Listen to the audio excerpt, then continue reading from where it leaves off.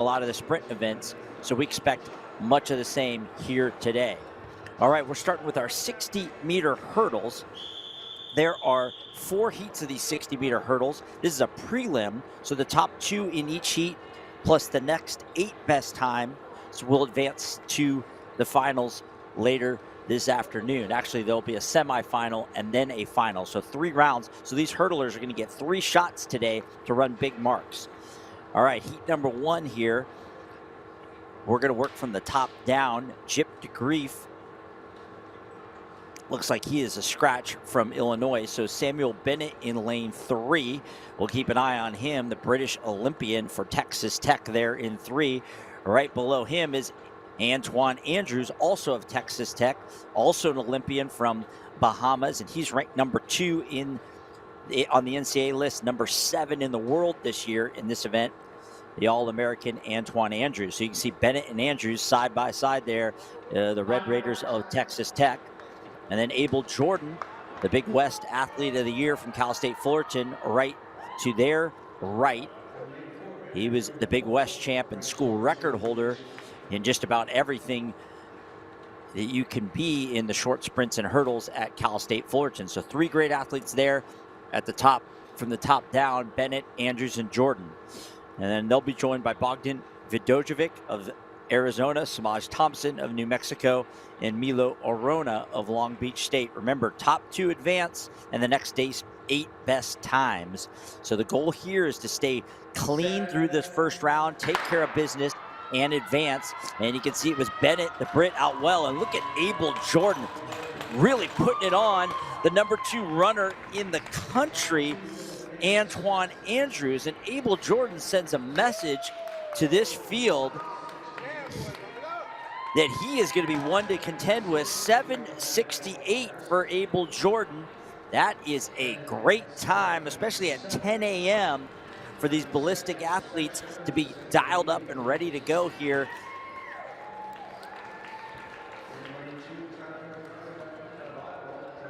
$7.68, you add 2 tenths to take him up to 7:70, but that's going to be a top 20 time in the country for Abel Jordan in the first round today. Remember, he's got 3 runs at it.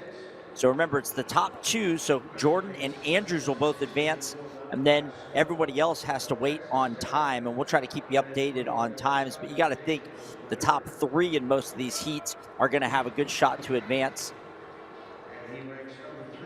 Anybody in the top 3 or 4 has got a shot. Obviously, the top 2 automatically going, and then they'll take 8 more from the 4 heats, so that's the next 2 in each heat has got a shot at it. So Bennett should, the British Olympian Bennett from Texas Tech, looked like he got up for 3rd. So I would think he's got a good shot to advance, but we'll keep you updated, especially after 2 or 3 heats are done. We'll really look at where that mark is, that qualifying mark for the next round, the semis. All right, so Abel Jordan is the first to draw a line in the sand. And set a mark out there. He upset Andrews, who's ranked number 2 in this event, number 7 in the world. Andrews looked like he let up a little at the end. Obviously, just with 3 rounds, you got to figure out how to measure your effort over the course of the day. Some of these athletes might even be running in the 60 as well, so they might be facing 3 or 4 different races over the course of the day. All right, heat number 2 here. Tyler Kanaga of Iowa, you can see there on the right side of your screen. Danico Bates of UCLA, Pac-12 scorer in this event. And then we go to Devontae Ford. Ford, 3rd in the Big 12 in the 110 highs last year. And then Raphael Rapp of Illinois. So Kanaga, Bates, Ford, and Rapp. Remember, top 2 advance with a number of scratches here. There's only 4 in the field, so a good opportunity for these athletes to advance. And it was Danico Bates out well, Devontae Ford running well. Ford and Bates. And Ford nice and clean through the middle of that race.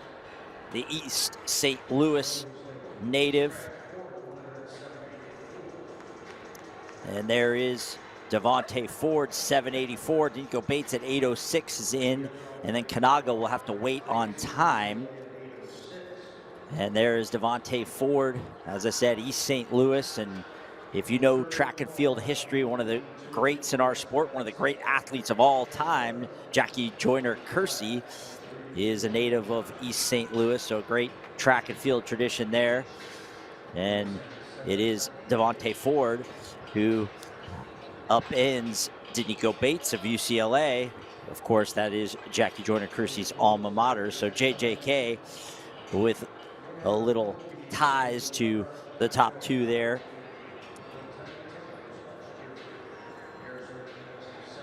And so now we'll take a look at where the times are in that across both heats.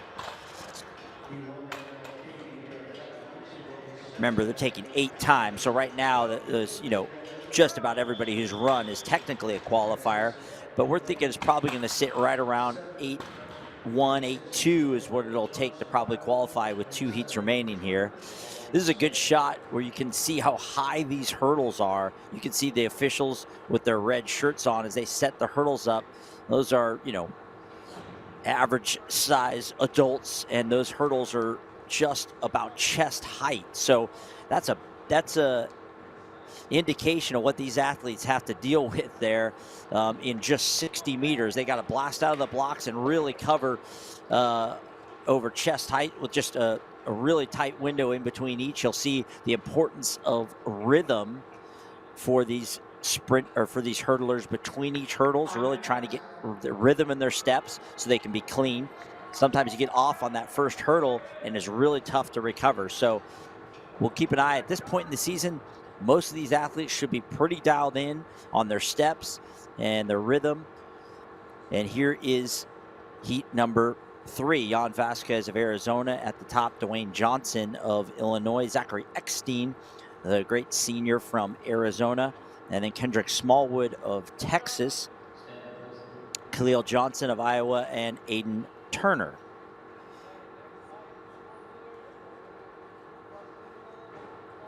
Aiden Turner of Long Beach State on the far left side of your screen in black. We'll keep an eye on the middle of the track. Eckstein, the senior, is ranked 16th in the country. He's number 2 all-time at Arizona. He was the Pac-12 runner-up at the 110 highs outdoors. And right next to him in the all-orange of the Longhorns is Kendrick Smallwood. He's run 771 this year in this event. He sits number 20 in the country. So 2 of the top 20 right in the middle of the track. Eckstein on your right, Smallwood on your left. And it is Smallwood who was the first out of the blocks and the first to that first hurdle. But here comes Eckstein. Eckstein and Smallwood with the great acceleration off that final hurdle to take the heat win. And you can see these athletes aren't really, other than Andrews maybe in heat 1, who clearly was just going through the motions and advancing. Those guys were battling all the way to the line, even though the top 2 both advance. Smallwood goes 771, so that equals his season best, and Eckstein 774. So both of them right near what they've run this year. So in the very first round of what should be 3 rounds for those 2 individuals. So getting after it right out of the gate. We'll see how these guys manage this day with multiple races. But they will both advance with 1 heat remaining. We'll see where that line is. Like I said, 8-1, 8-2 is what we're expecting. Right now, anything better than 8:48 gets you in. That was Jan Vasquez. Aiden Turner, 8:37. He's in, but we have a full heat here, or it looks like 4 athletes here. So maybe it might not take a full 8-1, 8-2 to get in. We're looking at Aiden Turner at 8:37, Samaj Thompson 8:35, and Vasquez at 8:48. Those 3 athletes are on the bubble with a fairly full heat here. It'll be interesting to see what that line ends up being. And we'll take a look at this heat, this fourth and final heat. Davis Lyric of UCLA should be at the top of the track in lane 2. Next to him is Kai Graves Blank of Iowa, Sincere Rhea of Texas Tech in lane 4, Matthew Sophia of LSU in 5, and Donovan Bradley of Cal in 6. So there you go. 5 athletes, top 2 will go on, then the other 3, anything under 8.3, and they're in. Davis Lyric at the top there, former California state champion from Upland. And then right next to him, Kai Graves Blank of Iowa, also prepped at Upland. So Davis Lyric and Graves Blank, a part of that great Upland hurdle crew a couple of years ago, back in 2022, that almost won them the team state championships in the state of California. So they're getting a race against each other now as collegians. Davis Lyric at UCLA, Graves Blank at Iowa, but Sincere Rhea of Texas A&M, he's the one to watch. He's ranked 13th in the country. He ran 7:64 last week. He was an all-ACC performer at the University of Miami, now at Texas Tech. And then next to Rhea, on his left in the purple there, is Matthew Sophia, the Dutch champ for LSU. He was an All-American in the outdoor hurdles, and he's number 4 all-time at LSU. And so a really good field here. Rhea out well. Here comes Sophia. Look at Sophia running well. Wow, Sophia upends Rhea. So the Texas Tech hurdlers, you know, they came in with big marks. I don't know if they're just keeping their powder dry or if, you know, well, we'll just see over the course of the day. But nonetheless, they all advance. And we'll see what the next round looks like. That's a nice run for Donovan Bradley of Cal, getting up for 3rd. He'll get in. All 5 of them in that heat. That was a great heat. Should make the final, or they will, not the final, but the semifinal. Remember, 3 rounds today. And that wraps up our men's hurdles. We'll go through the final, or the semifinals, those that advance. The fastest time was Abel Jordan out of that first heat, ran 7:68. That'll convert to 7:70. That's a top 20 national mark. Smallwood, the heat winner in heat 3, is 2nd. Sophia there, the heat winner in 4, was the 3rd fastest time.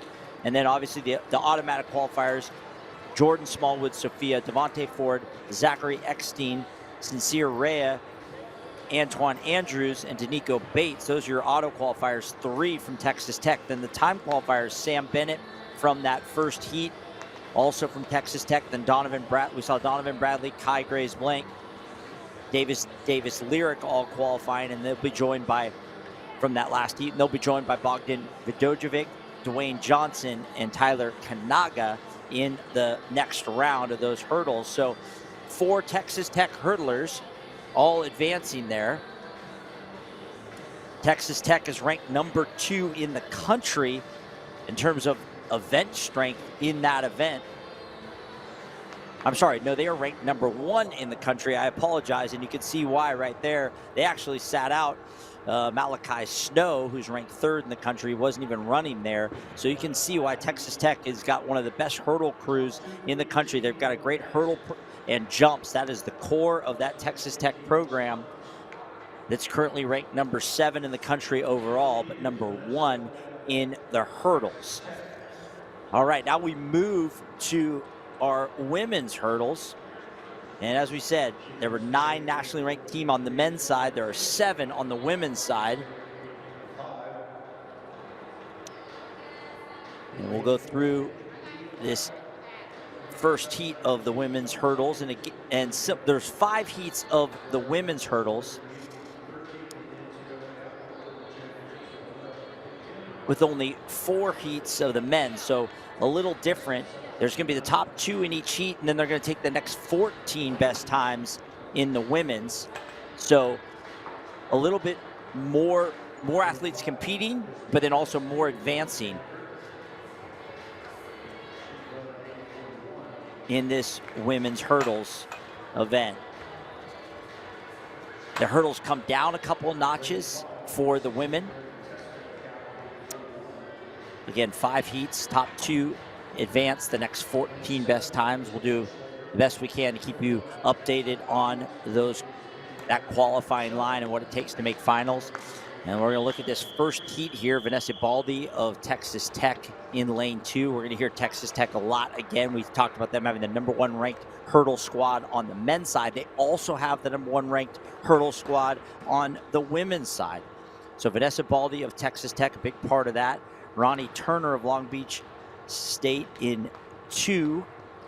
Paige McGee of Iowa in 4. Sorry, Baldy's in 2. Ronnie Turner in 3. Paige McGee there in 4. Tess Stapleton having a breakthrough season for Stanford there in 5. Mari Testa, her Bay Area foe from California, is in 6. From Cal there in 6. Melissa Wolschlager of Illinois in 7. And Adriana Shelby at the bottom of the track in all red there in 8.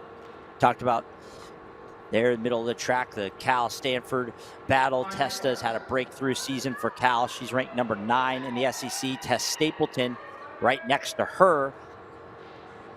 The senior from Fairfield, Connecticut, is having an outstanding year. She moved to #2 all-time at Stanford behind the great Corey Carter. She's #4 in the SEC in this event. And then Paige McGee in the yellow top and the black shorts from Iowa is the school record holder. She's dipped under 8 seconds in this event. She's a 7-time All-American, the Big Ten runner-up in this event. So she is the one to watch there in lane 4.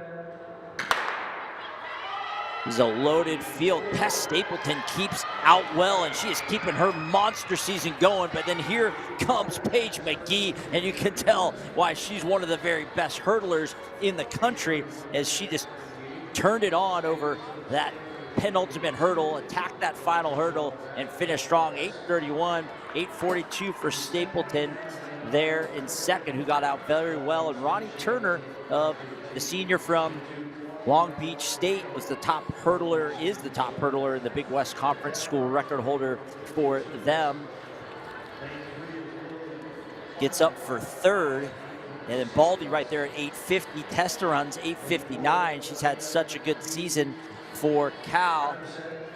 And that should get them in the finals. It's going to be tough with 5 heats, top 2 advance, obviously. That means McGee and Stapleton are going through. I like where Turner, Baldy, and Testa are all at in terms of times. That was a very good first heat. Remember, the next 14 best times advanced. So 3 under 860.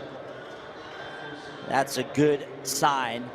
All right, let's look at heat number 2 here. Victoria Plummer, Long Beach State. Claudine Raud-Gumiel of Long Beach State. They're at the top of the track in the black and white there of Long Beach. Raud-Gumiel is going to go without the sleeves, it looks like.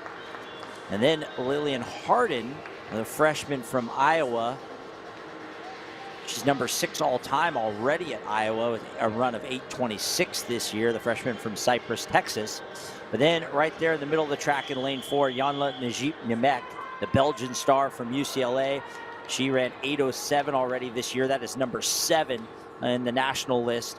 And she's a former All-American in this event. She's run 8:01, #2 all-time at UCLA behind the great Don Harper Nelson. And right next to Najib-Nemec is Aaliyah Logan, our only athlete from Mexico State in the entire meet, the Conference USA runner-up for New Mexico State. And Aisha Atkinson of Cal.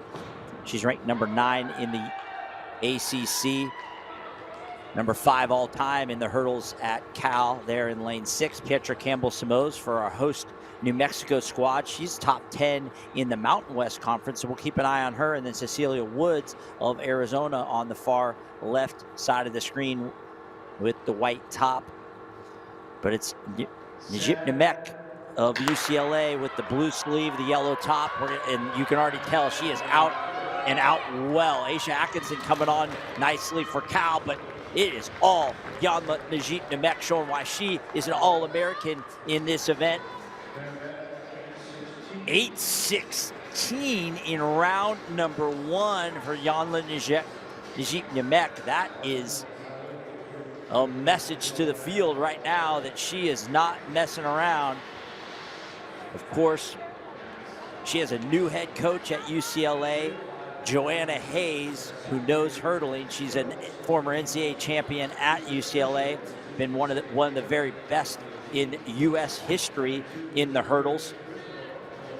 Tons of international success, obviously medals at the Olympic game, the World Championships, and now she is taken over at UCLA, and what a great mentor she'll be to Najib Namek. She's talking there with Aisha Atkinson, who got up for a nice run there for Cal, and they'll advance to the finals as we're through heat number 2.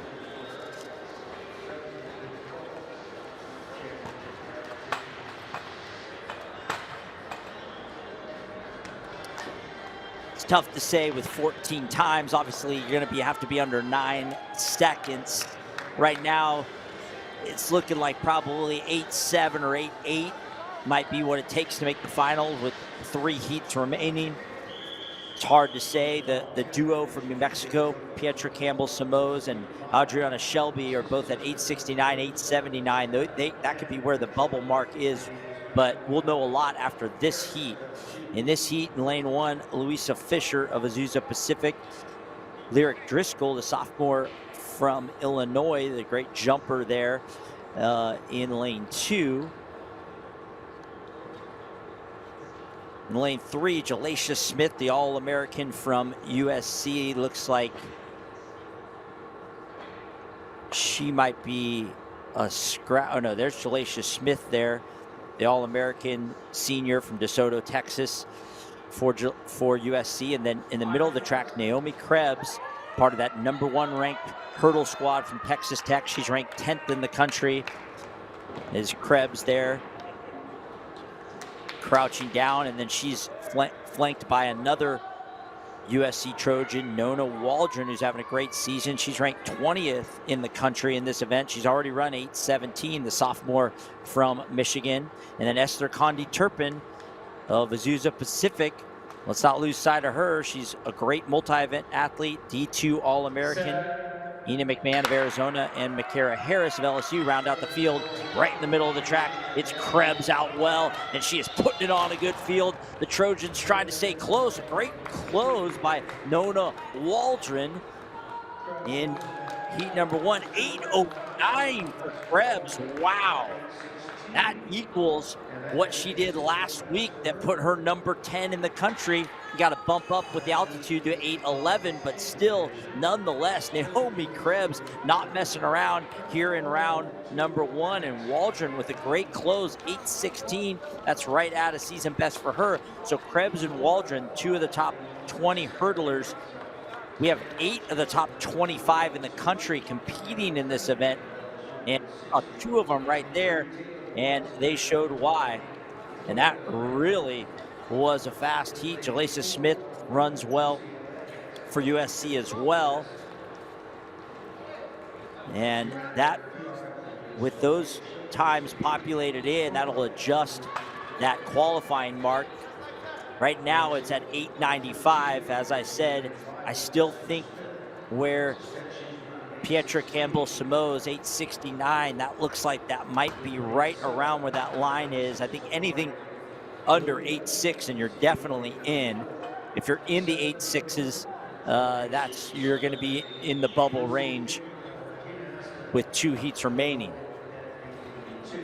So great run there for Krebs. So Krebs, Yanla Najib Namek, Paige McGee are 3 heat winners. But then Waldron with that 8.16 right behind Krebs equals the mark of Yanla Najib Namek. They're all filling up the interior lanes or those middle lanes in the next round, or should have, middle lanes in their semifinal heats.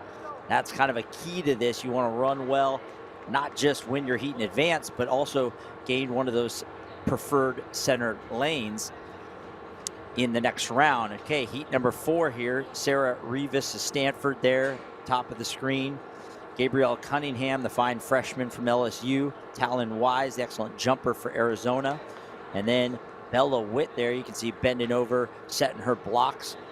Excellent UCLA hurdler. We already saw Najib Namek now Witt, the transfer from Georgia. She's ranked number 15 in the country, already run 8:15 this year. And then 2 lanes over from her is Amari Kaluvia, a sophomore from TCU. She's number 8 all time at TCU, sophomore from Ohio. So we'll keep an eye on Kaluvia and Witt. The jumper wise to Witt's left. And Gabrielle Cunningham, excellent freshman for LSU, 10-time Colorado state champ from Aurora, Colorado there in the purple for LSU. Now this sets up nicely with a number of scratches here.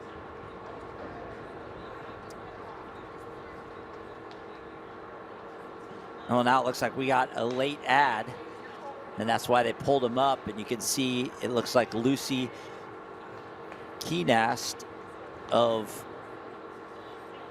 Illinois makes her way to the track there in lane 8. So they'll give her a second to set her blocks. That's got to be tough on the rest of the athletes there. They're ready to go in the blocks, and they pull them up to allow Keenast over.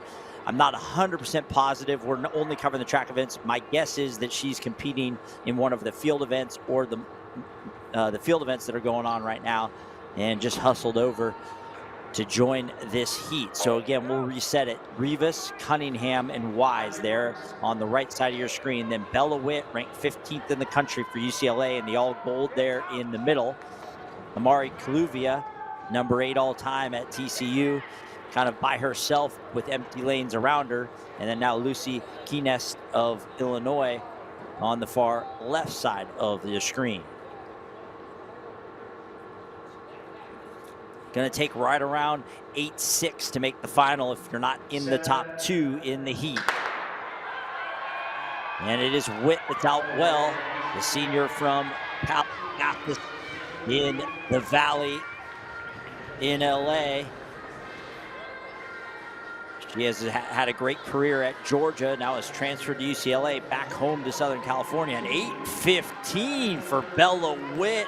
That equals her mark that she ran in Spokane earlier this year with the altitude conversion up to 8:17. But looking like she is ready to roll. So UCLA, we talk about Texas Tech's hurdle squad. They're ranked number 1 in the country. UCLA's hurdle squad is number 4 in the country. And we can see why with Najib Namek and Bella Witt, 2 in the top 15 in the country.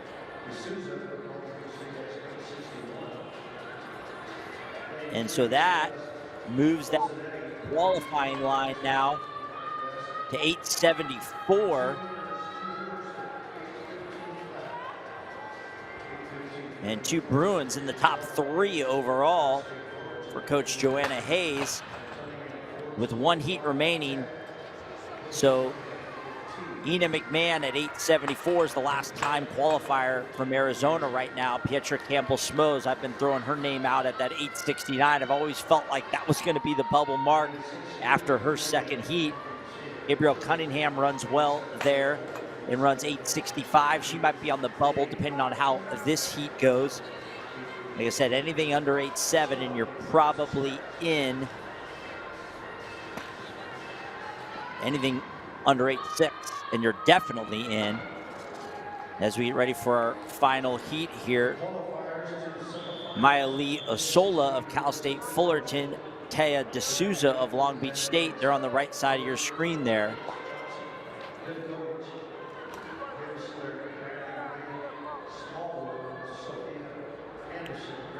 And then those are the 2 there, Fullerton and Long Beach State. Now you can see making her way in the gold there is Celeste Polzanetti, the U20 Italian champ for UCLA. She's ranked 13th in the Big Ten Conference. Another great UCLA hurdler. Then Jazara Davis, the Big West runner-up in the hurdles outdoor for Cal State Fullerton. She's already run 8:15 in this event. She's ranked number 15 in the country. So you can see her there with the moving her running arms from Fullerton, now about to get in the blocks. We'll keep an eye on her. Tony Ann Forbes from Texas Tech. She's ranked number 22 in the country, the transfer from Louisiana Tech. She's there in lane 5. Haley Fune of running unattached, former Big West champ from Long Beach State. Then Mia Holden of UCLA and Bella Turner of Cal State Fullerton. And right now it's Forbes out well. And here comes Fune, the multi-event star. And just above her, Zara Davis of Cal State Fullerton. 8:24 for Forbes. She automatically qualifies. Davis does get up for second. Polzanetti at 8:34 will get in on time for UCLA, as does Mia Holden of UCLA. They're very happy. You can see the Bruins embracing there. So UCLA is going to advance 2 more on times, and D'Souza should get in on time there at 8:62, and that's it for that heat, I believe. We'll look at the official marks once they get populated in.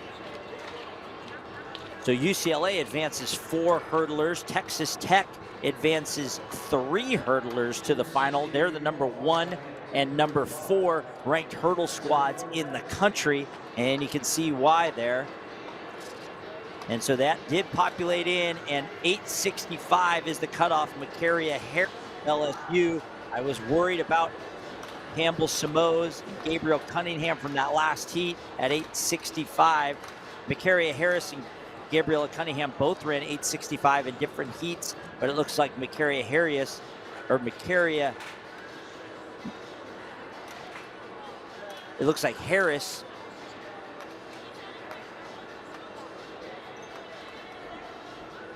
and there's an athlete from Long Beach State.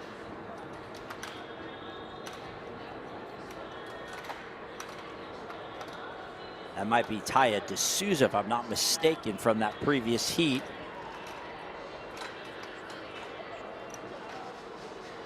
D'Souza. Oh, that was lane 6. So I'm sorry, that was Haley Fune, the Long Beach State former Big West champ in this event, and a great multi-eventer, pentathlete, heptathlete. And we'll hope she's not injured. We know she's competing in a number of events this week, or this weekend. But that wraps up our women's hurdles. And the hurdles come off the track, and we get ready for our 60 prelims now. So anything under 8:65 made that final, and we'll have a loaded final with UCLA puts 4 in the final. Texas Tech puts 3 in the final, showing why those are 2 of the best hurdle programs in the country right now. But then Paige McGee, Lillian Harden of Iowa. Iowa's got a great hurdle squad. And then the USC hurdlers, the All-American Jalesa Smith, Nona Waldron having a great season for USC. Also in that, or not, I keep saying final, I apologize, a semifinal. Remember, there are 3 rounds of the hurdles.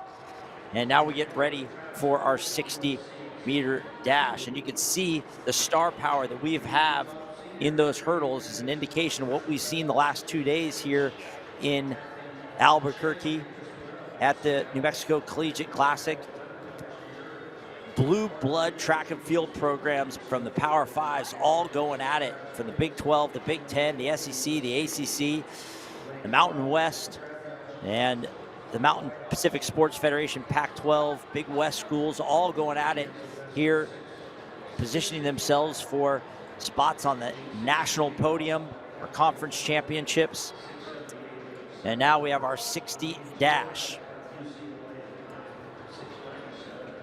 Same as the 60 hurdles, there's going to be 3 rounds. We got preliminaries, semis, and finals today. So as many as 3 races for some of our top athletes. In this 60-meter dash on the men's side, there are 6 heats. So similar to the hurdles, you're going to take the top 2 in each heat automatically, and then the next 12 best times across all 6 heats. So again, anything in the top 3 or 4 in your heat, you've got yourself in a pretty good spot to advance. A lot of these athletes we saw run last night in the 200, and what a 200 it was. We got a nation-leading mark. We rewrote the national leaderboard. We rewrote every conference leaderboard in some monster 200s last night on this track, and we expect more of the same here in the 60. It'll be interesting to see how they measure their effort out over the different rounds, and this is really what helps prepare them for the championship events coming up later this winter in the next few weeks. So Carter Parade of Cal State Fullerton in lane number 2. Jaden Reed of LSU in 3. Travis Williams of USC in 4. Travion White Austin of Arizona in 5. You can see those on your screen. Ian Dossman of Cal State Fullerton in 6. Amin Toki of UCLA in 7. And then Aiden Turner of Long Beach State in 8 in this heat. Jaden Reed there of LSU in the purple, Canadian national record holder for LSU. He's run 6:67 this year. He was a part of their 4x1 that was NCAA runner-ups last year. And then Travis Williams of USC right next to Reed.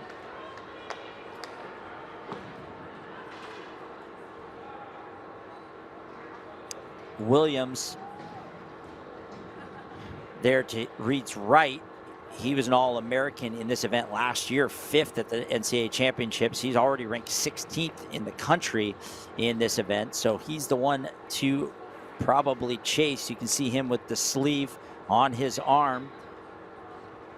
And then the school record holder from Arizona, Travion White Austin, is to Williams's right. But Williams absolutely explodes out of the block. Reed just trying to hang in there with him, but Travis Williams,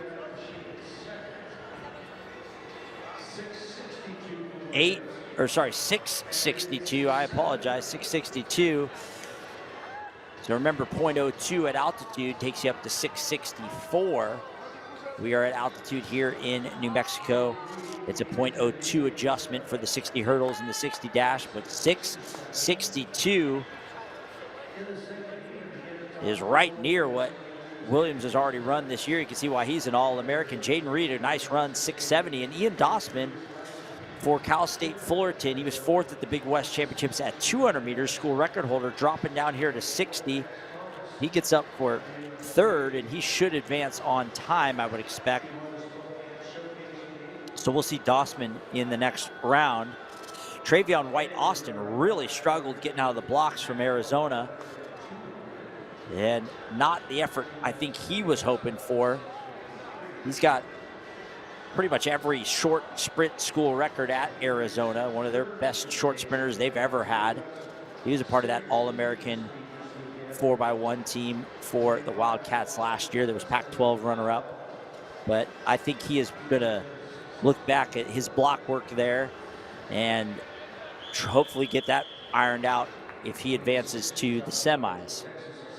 All right, heat number 2 here. Anthony Smith of Arizona State.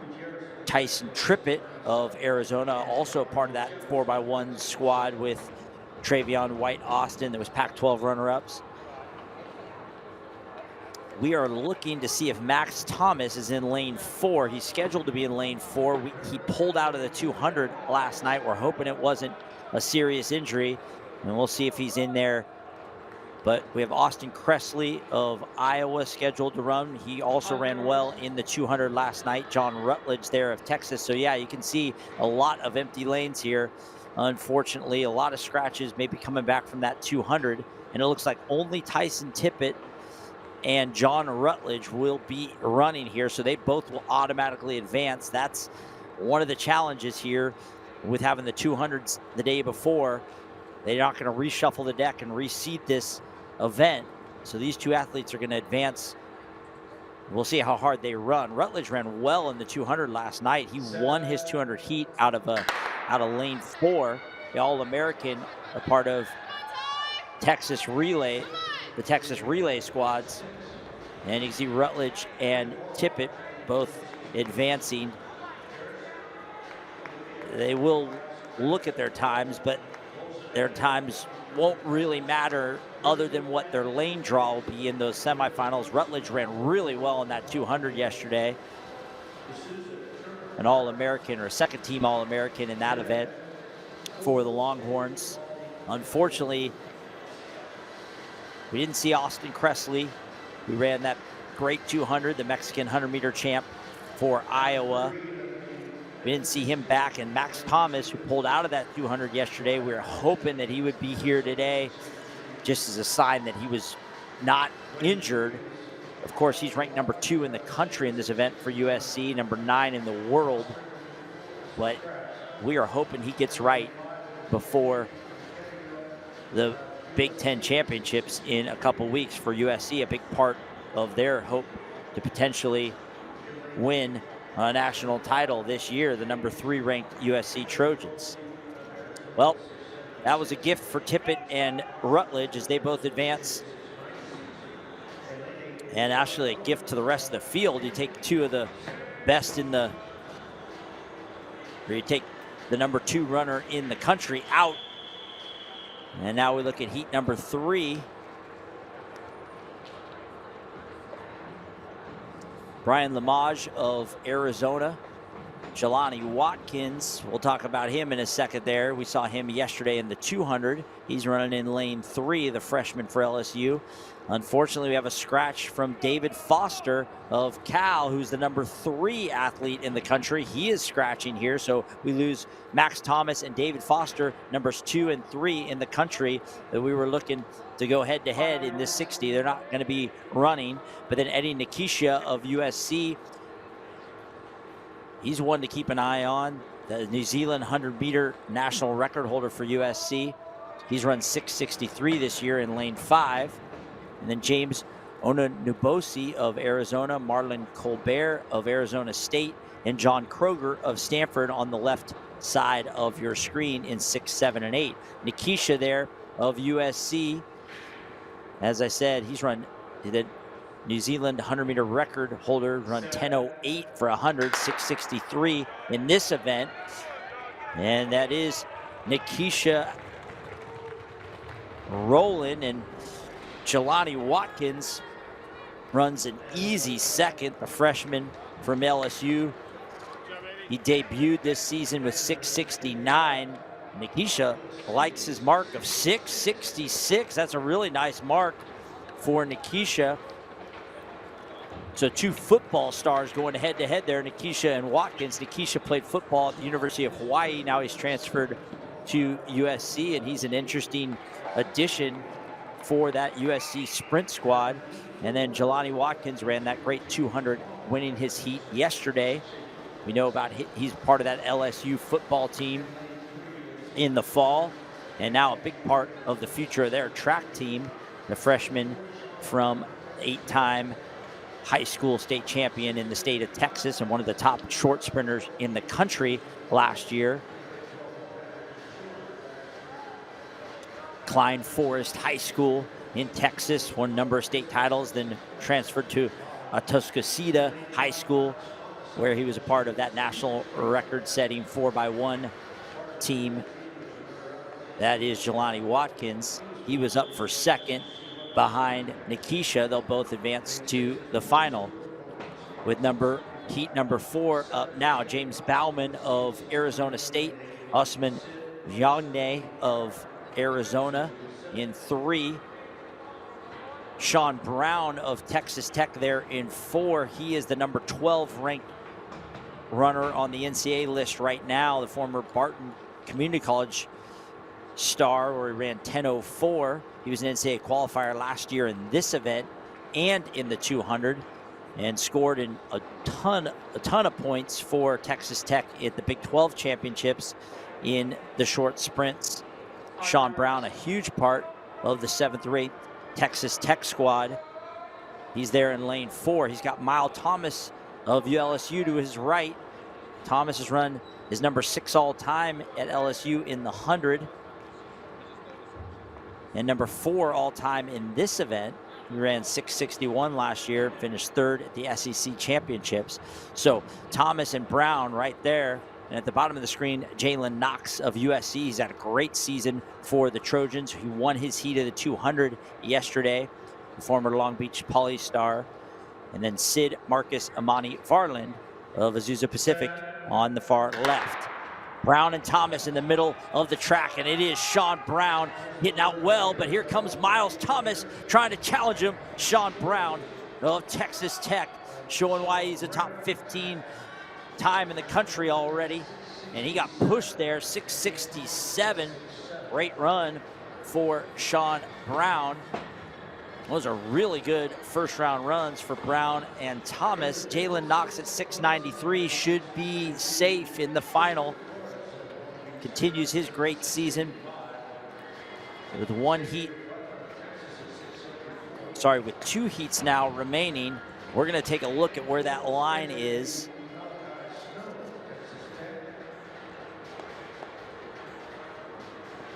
In this men's 60, that qualifying time. Remember, it's the next 12 best times.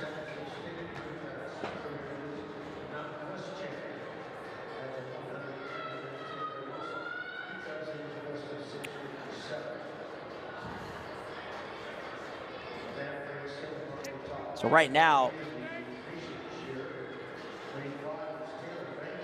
it's 7:25. Sid Marcus and Monty Varland is that last qualifying time. But with 2 heats remaining, 2 fairly full heats. Remember, there was that 1 heat where just the 2 athletes qualified, Rutledge and Tippett. So there were no time qualifiers out of that heat. So my guess is it's going to take under 7 seconds to make this final with 2 heats remaining. James Bauman and Marlon Colbert of Arizona State sitting at 696 and 698. That's probably where our bubble is at right now, as we have 2 heats remaining. This next heat,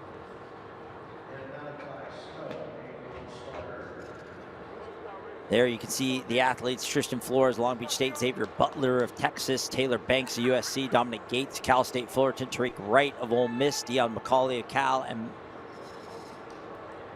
in this heat here, it looks like Malachi Snow of Texas Tech is a scratch, unfortunately. We were looking forward to watching him. He's ranked number 6 in the country, so 3 of the top 6 in the country that were supposed to compete here are not.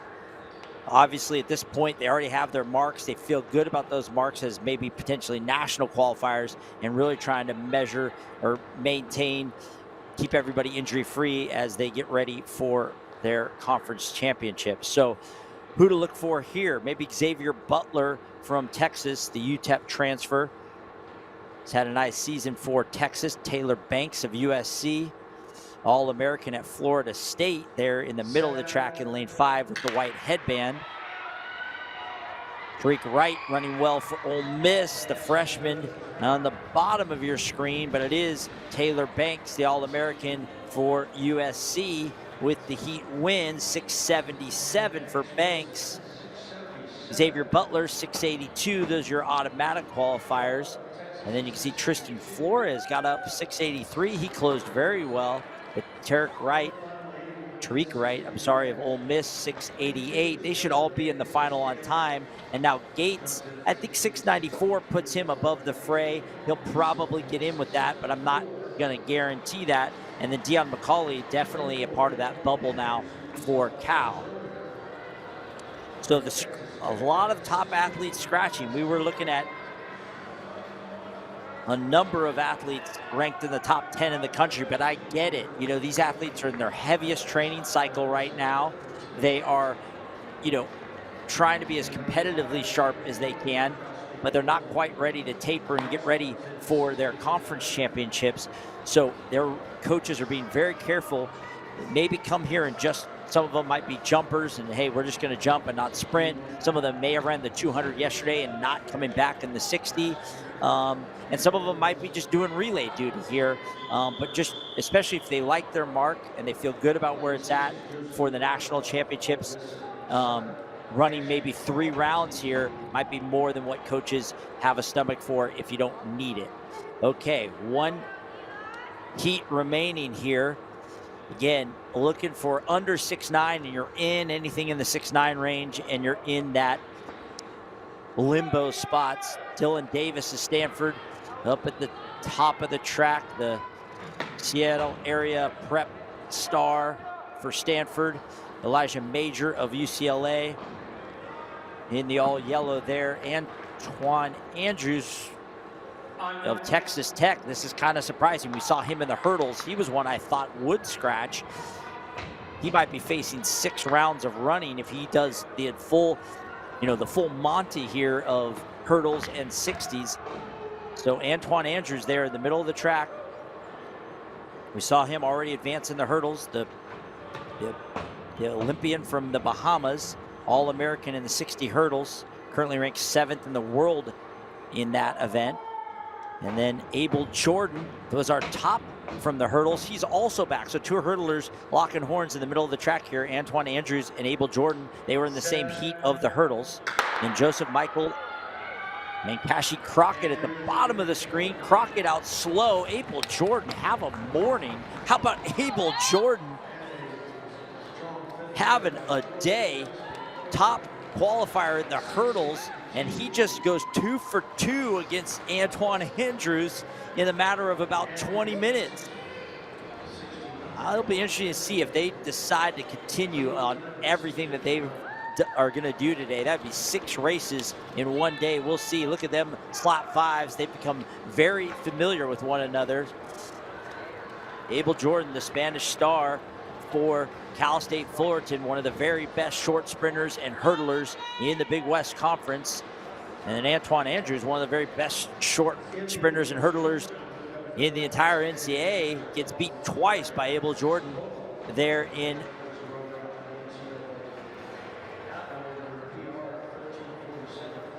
the hurdles and the flat.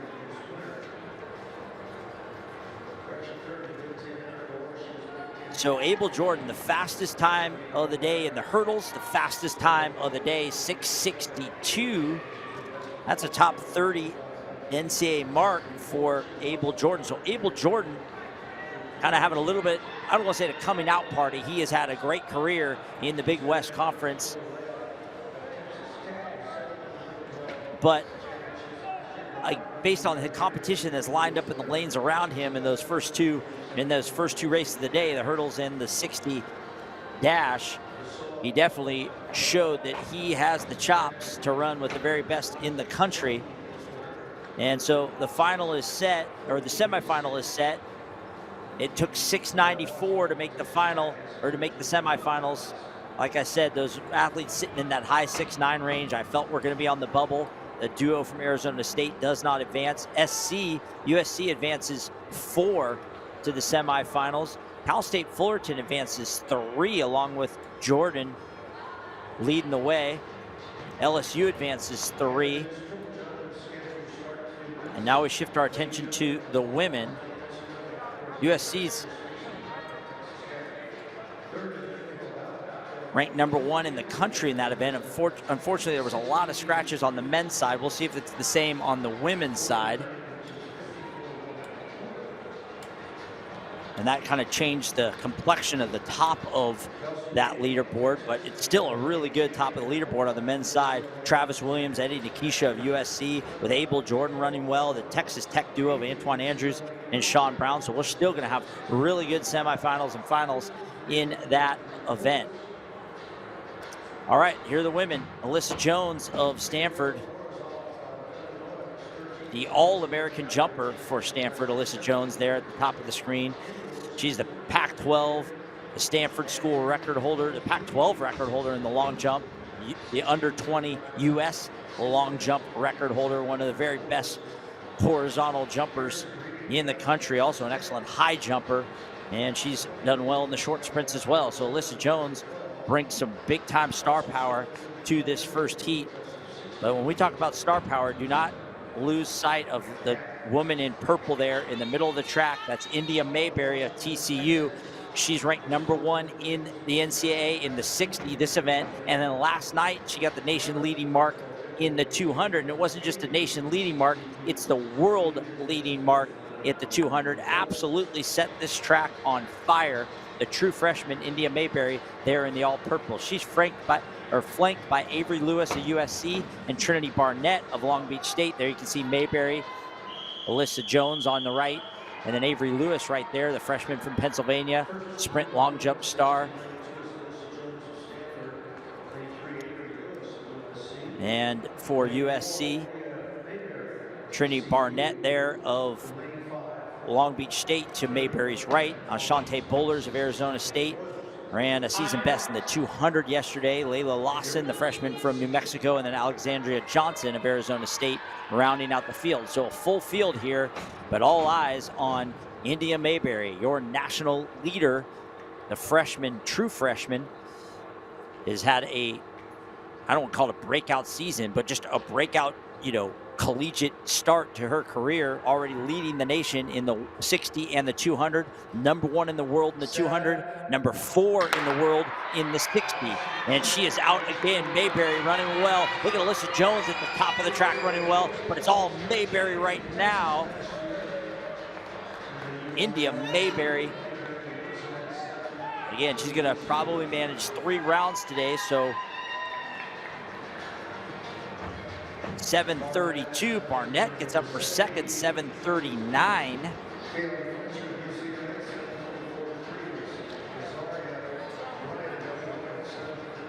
Great run there for Barnett. And second, the jumper, Alyssa Jones, who got out of the blocks really well, 7:41. That should get her in the final. So it's the top 2 in each heat in the next 10 best times. There are 7 heats. There's Mayberry.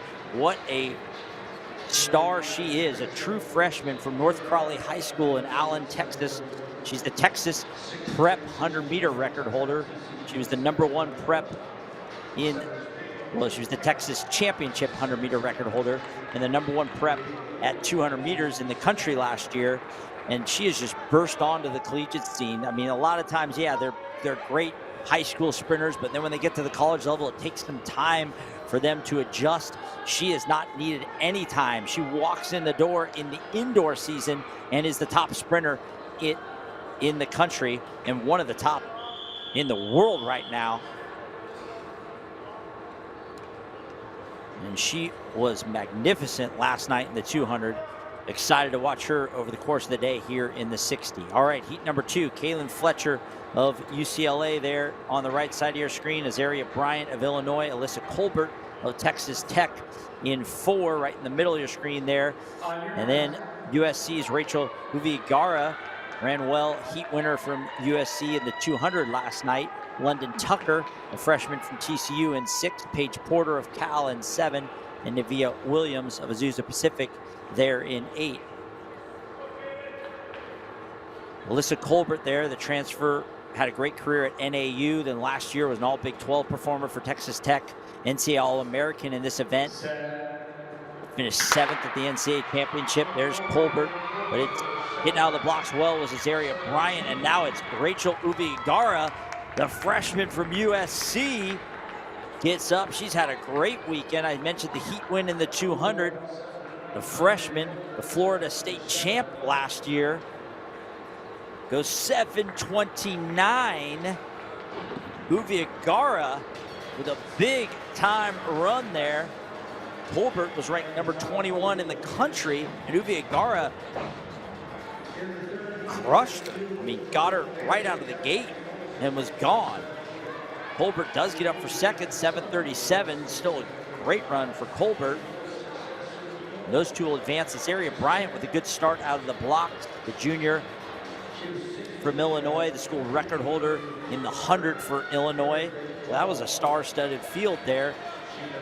And they all ran well in the middle of the track.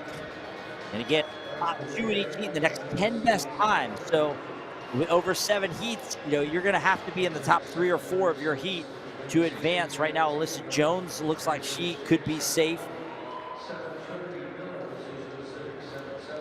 Should be safe. I would expect Azaria Bryant should be safe from that heat, but we'll keep an eye on the rest of that list as things go along here in the women's 60.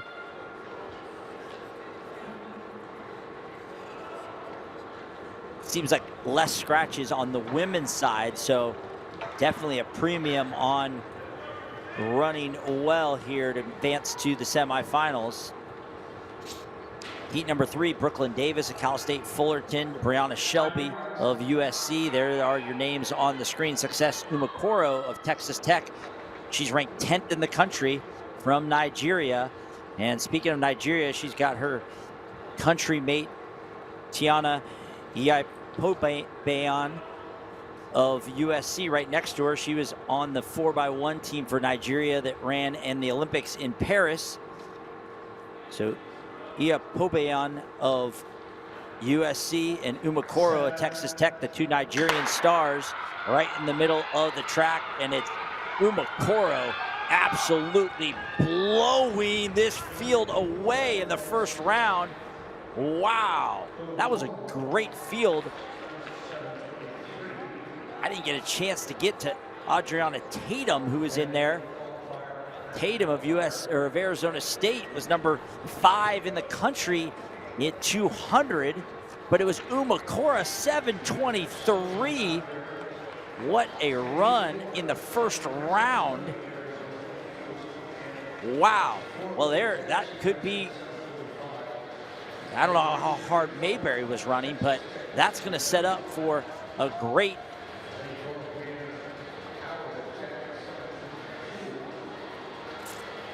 next round. You can see Umakoro there. She's run 723 already this year, so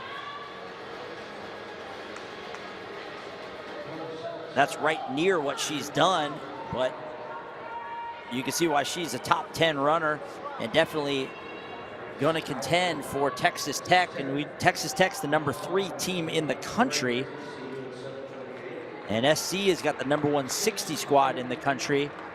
Texas Tech has the number 260 squad in the country, and TCU has the number 4 in the country. LSU has number 7 in the country. So 4 of the top 10 60 squads in the country on the women's side in the 60, all doing battle here, and we're seeing the stars really shine through. Mayberry, Uviagara, Umakoro, each of those squads have had somebody, win a heat and near the top of our leaderboard at this point. Umakoro with the fastest time of the day at 7:23. That's a top 10 national mark.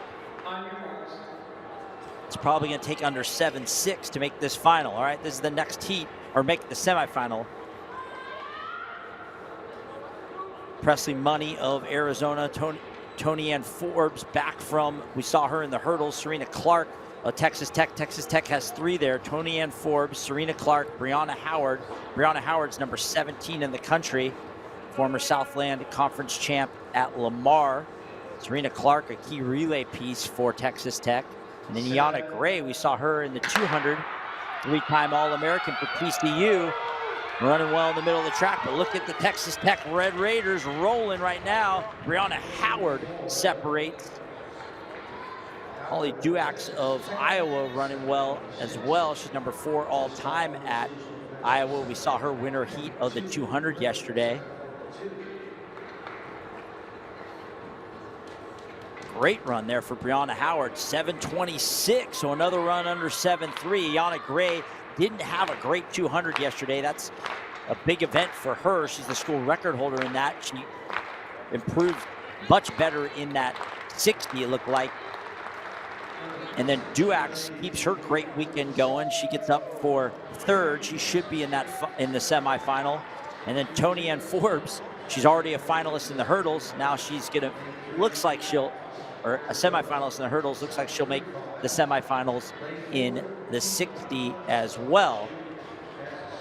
So it looks like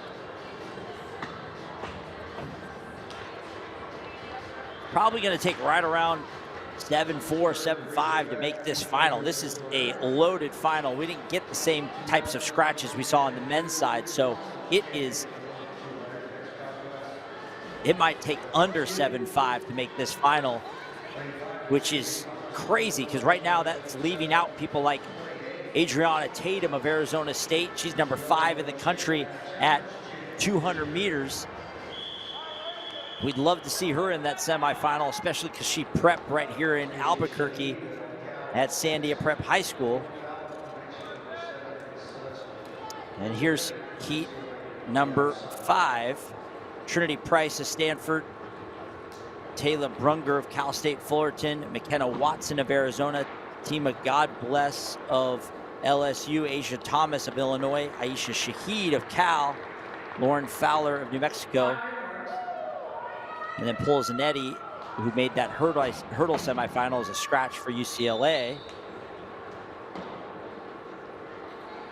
Tima God Bless of LSU in the middle of the track in the purple, also a Nigerian Olympian. We've already seen a couple of great Nigerian stars earlier in Umakoro and Yepo Bayon of USC. Another Nigerian Olympia, Tima God Bless in the middle. She's ranked 7th in the country in this event for LSU. She's an All-American for them. She ran a great 200 last night. She's flanked by Watson of Arizona and Thomas of Illinois. And God Bless out well. Haysha Thomas right there, the sophomore from Illinois. Gave God Bless all she could handle. Thomas, number 2 all-time at Illinois. Chicago area star, and it looks like God Bless with the heat win, 7:24 and 7:26. This track is white hot right now. These are prelim runs in the morning. A lot of times under 7:3. Shahid with a great run at 7:40. She's number 4 all time at Cal 200, dropping down here to 60. That's a great run for Shahid. That should advance her to the semifinals. It may take under 7:5 to make the semifinals here. This is an embarrassment of riches of short sprinters right now, and they're all showing out with 2 heats remaining.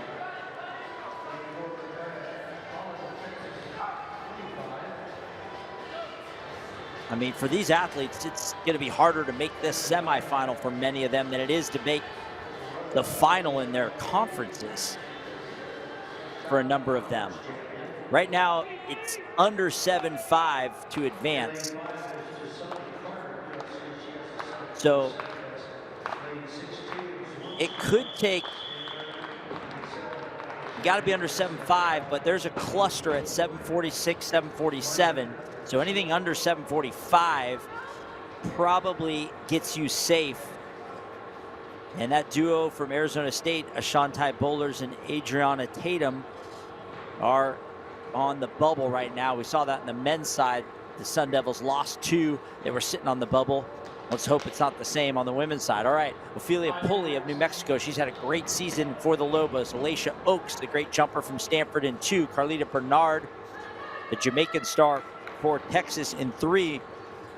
Micaiah Holland, the great freshman for Texas, in 4. We saw her debut last night at 200. Jashani Carter of USC in 5. Tegan Swanstra, the jumper from Stanford, in 6. Alexandra Edison of Iowa in 7. And then Dakota Minor of Arizona in 8.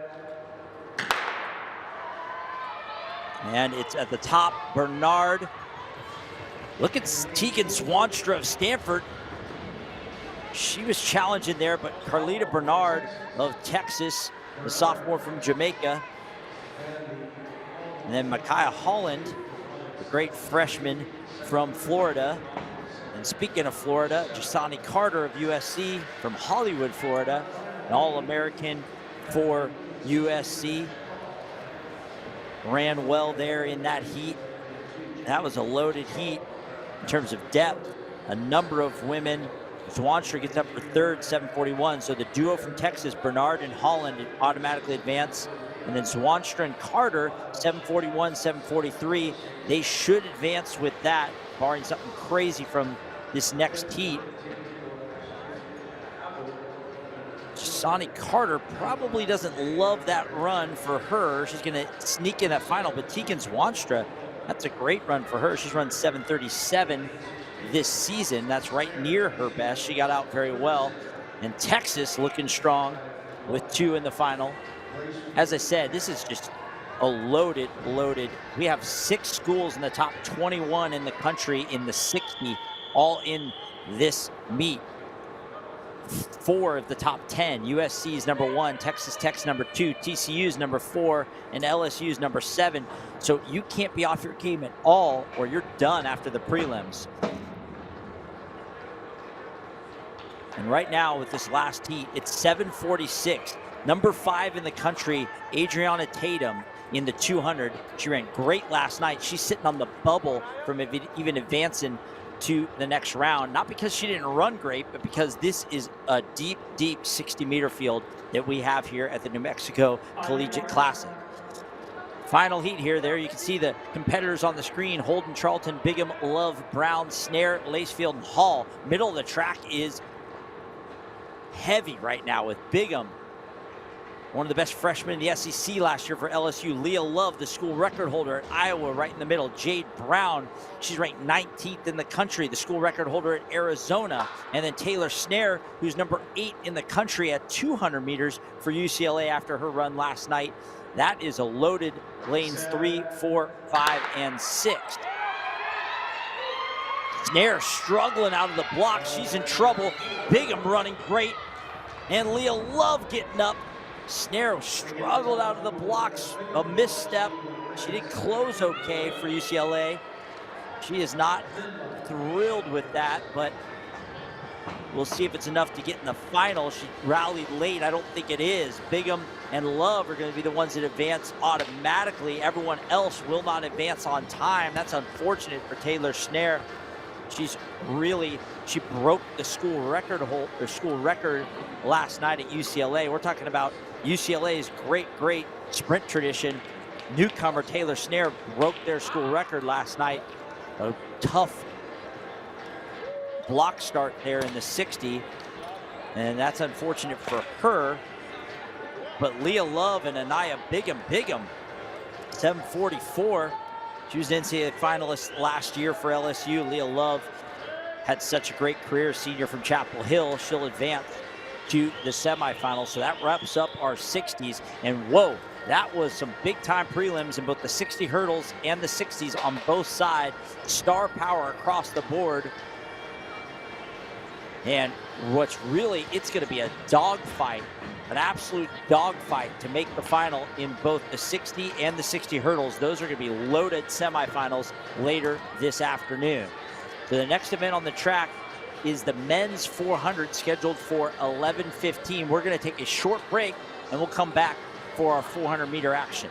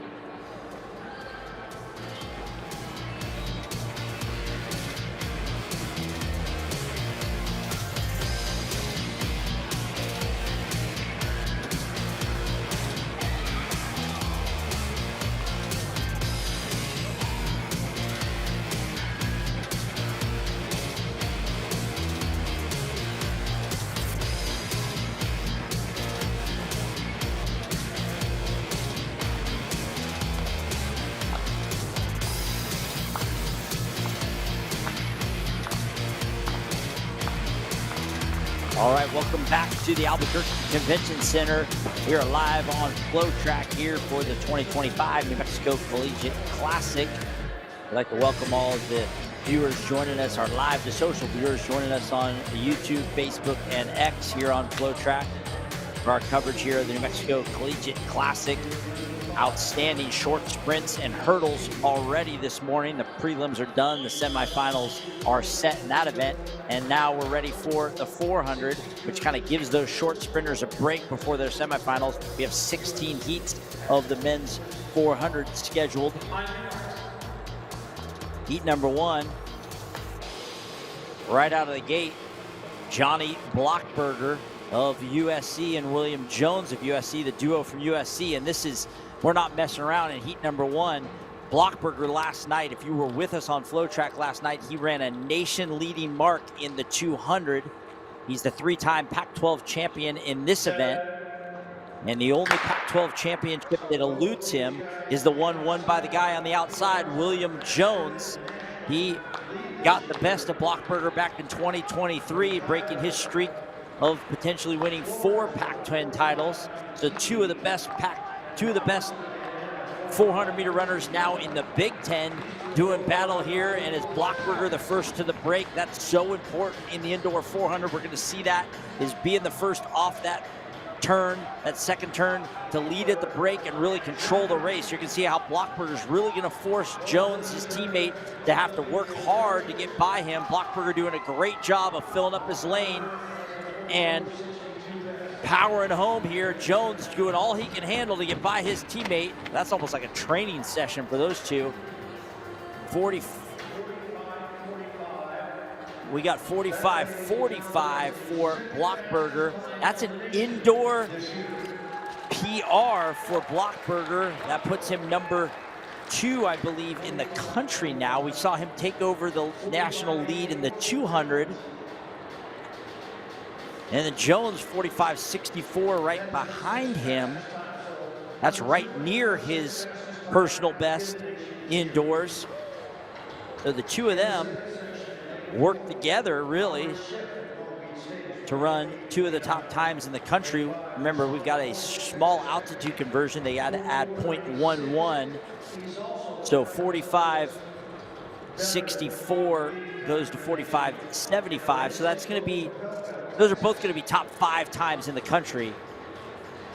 And they miscalled that, I believe, here, because you can remember you got to add the 0.11. And I apologize yesterday for those of you guys who were on FloTrack watching those 200s. I had that 0.11 adjustment for the 200. It was only a 0.07 for the 200, 0.11 now for the 400. So Blockberger and William Jones set the standard here, 2 of the top 5 times in the country. And what a weekend for Blockberger. He's the national leader at 200 meters. He runs an indoor lifetime best at 400. And now he's a top 5 time in the country in that. And USC is just stacking up marks, showing why they're ranked number 3 in the country. We didn't even see their top 60-meter runners run. They sat 2 of them out in J.C. Stevenson and Max Thomas. And next to you, the 400, Omri Schiff, Deshaun Boyce, and this is a loaded field here. Boyce is 17th in the country. Popelka is 9th in the country. We watched him do that on this track earlier this year. Popelka on the outside, Boyce just inside of him. The Barbados star from Texas Tech, but right now it's Popelka out well for Texas.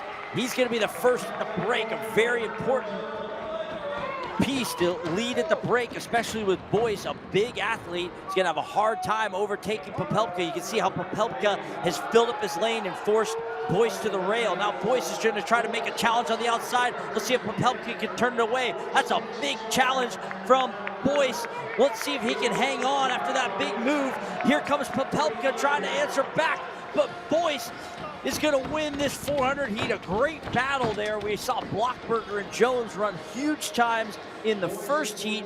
Boyce and Popelka trying to answer back, 46-13 for Boyce and Popelka 46.63. So the 46.13 for Boyce goes to 46.24. And that will be a new best for Boyce. That 46.24 will take him to number, well, it would have been number 12, but Jones and Blockberger push him back, so now he goes to number 14. So he moves up from 17 to 14 as he improves his mark, as he tries to wedge his way into that national championships. But nonetheless, not only is that a big run for him from a time perspective, he beat a top 10 runner in the country in Popelka, and he did it in had to overtake to do it, which is always tough to do. You got to think there's even more there for Boyce if he can get out a little better, swim in calm waters at the front instead of having to make that big move like he did on the backstretch. So 4 of the top 10 in the country, or 4 of the top 15 in the country already just ran. We've only had 5 runners run, and 4 of them were in the top 15 in the country, and Blockberger, Jones, Boyce, and Popelka. And next heat, Diego Marquez of Arizona, and then Jaden Davis of Arizona State. And the hits just keep coming. Jaden Davis, he entered this competition at number 14 in the country. He's now been pushed back based on what just happened there to number 17 in the country. He's ranked number 2 in the Big 12, the under 20 world silver medalist a couple of years ago. And he anchored Arizona State to a 4x4 national title indoors last year. We saw Jaden Davis in the 200 last night, and now out well and really trying to keep pace with what Blockberger, Jones, Boyce, and Popelka just did. He's going to need something in that 46 low range to keep his spot in the top 15 in the country. And as Jaden Davis out very well right now, he's going to run solo at the front, which sometimes is a little easier to do. We saw Blockberger do that in the first heat, but Boyce really had to work to overtake. And Jaden Davis running smooth right now. We'll see. It's just him against the clock. Jaden Davis of Arizona State. We'll wait on the time for Davis. 45.83 for Davis. That goes to 45.94. So our third run under 46 seconds at 45.94 would have been number 7 in the country. But now you got to add in Blockberger and Jones. So that takes him to number 9 in the country as he slides in front of Popelka. So now we've seen 4 runs in the top 15 in the country. I'm sorry, 5 in the top 15 in the country. We rewrote the national leaderboard at 200 last night. We're doing the same at 400 right now. Arizona State has the number 5 ranked 400 squad in the country behind Jaden Davis, and he improves on that mark, or improves on his mark, and moves up into the top 10 in the country, and that might earn him a spot at the national championships. We will see. What a run there for Jaden Davis. He saw the efforts that were put out by Blockberger, Jones, Boyce, and Popelka, and he knew what to do, and he went out and chased it and got it done. Great run for the sophomore from Arizona State. And our next heat, CJ Pizik of New Mexico. And then I think we have a couple of scratches here. If I'm not mistaken, it looks like Patrick Henderson's definitely a scratch. Oh, there's Brody Young making his way to the track. So Brody Young, the Mountain West, all Mountain West performer for New Mexico from Scotland, there in 5. And then Isaiah Shaw of Cal, one of the best 400-meter runners in Cal's history, the Parkland, Florida native on the outside. Went to Marjorie Stoneman Douglas High School there for the Cal Bears. He's one of the top in the ACC. And Brody Young, there's Shaw. So he tries to position himself for key points for Cal. Cal is putting together a great indoor season. They've got a great 4x4 that they're starting to piece together. Shaw's a big part of that. We're going to see Johnny Good in a couple of heats. He was ranked in the top 10 in the country before all this madness happened over the last few minutes. That is Johnny Good. Shaw, a key piece of their 4x4 squad. And then Brody Young just inside of him. He has had a great indoor season. He has a great career so far at New Mexico. He runs the banks really well on this Albuquerque track. Obviously, it's his home track. And a shorter athlete, he always seems to run well indoors, does Young. And you can see Young already gobbling up the stagger on Shaw on the outside. He's going to try to lead at the break, the all-important break in the indoor 400. Shaw's going to have to get moving, but it's Brody Young. Shaw's going to try to swim over the top when he get there. It's Brody Young at the halfway point leading, filling up his lane, keeping Shaw in on the rail. Shaw's going to try to challenge on the backstretch, but Brody Young beginning to separate now. Brody Young's had a great season. He's trying to improve on it, showing why he's one of the best winners in the Mountain West Cup. Brody Young turning away a very good Isaiah Shaw here in this heat of the 400. 45.96 for Young. He's going to love that mark. It's going to take him up to 46.07. But that is a top, that might be number 10 in the country right now, maybe number 11. This is madness right now, what's going on in this 400. We've already had 1, 2, 3, 4, 5, 6 times in the top 15 in the country run, and we've only had 4 heats go.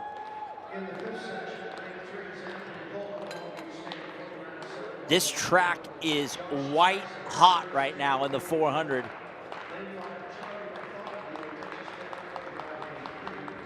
Just the 400 meter NCAA list is turning into like a ticker that's just moving up and down.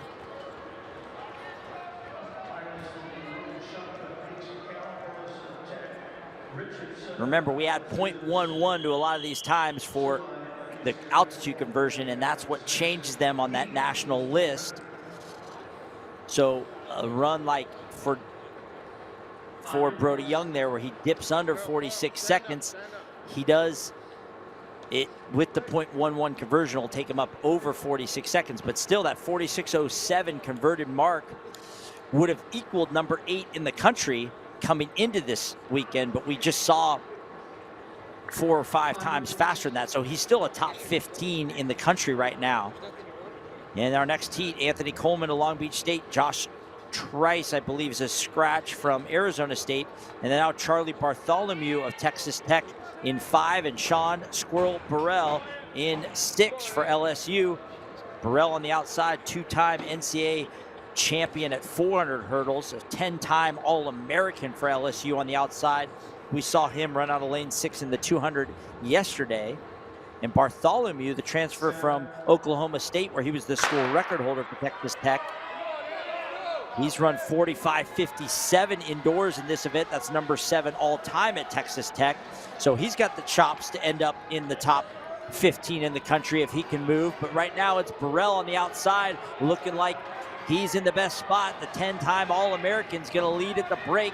He's got a great challenge from Bartholomew, but Bartholomew is nowhere near Burrell right now. Burrell is on one right now in this 400, trying to chase down some of the big marks he's seen already today. Sean Squirrel Burrell of LSU, the 10-time All-American, the 2-time NCAA champion, is putting away Charlie Bartholomew here. He's racing the clock. We're gonna look at the time. Burrell looks like it was just over 46.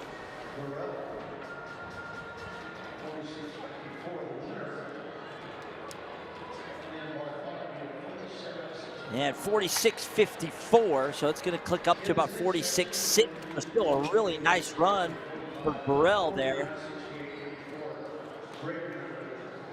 For the 400-meter hurdler, it's still a top 25, 30 time. He'll be a big part of that LSU 4x4. They're a loaded squad. LSU is ranked 10th in the country in this event.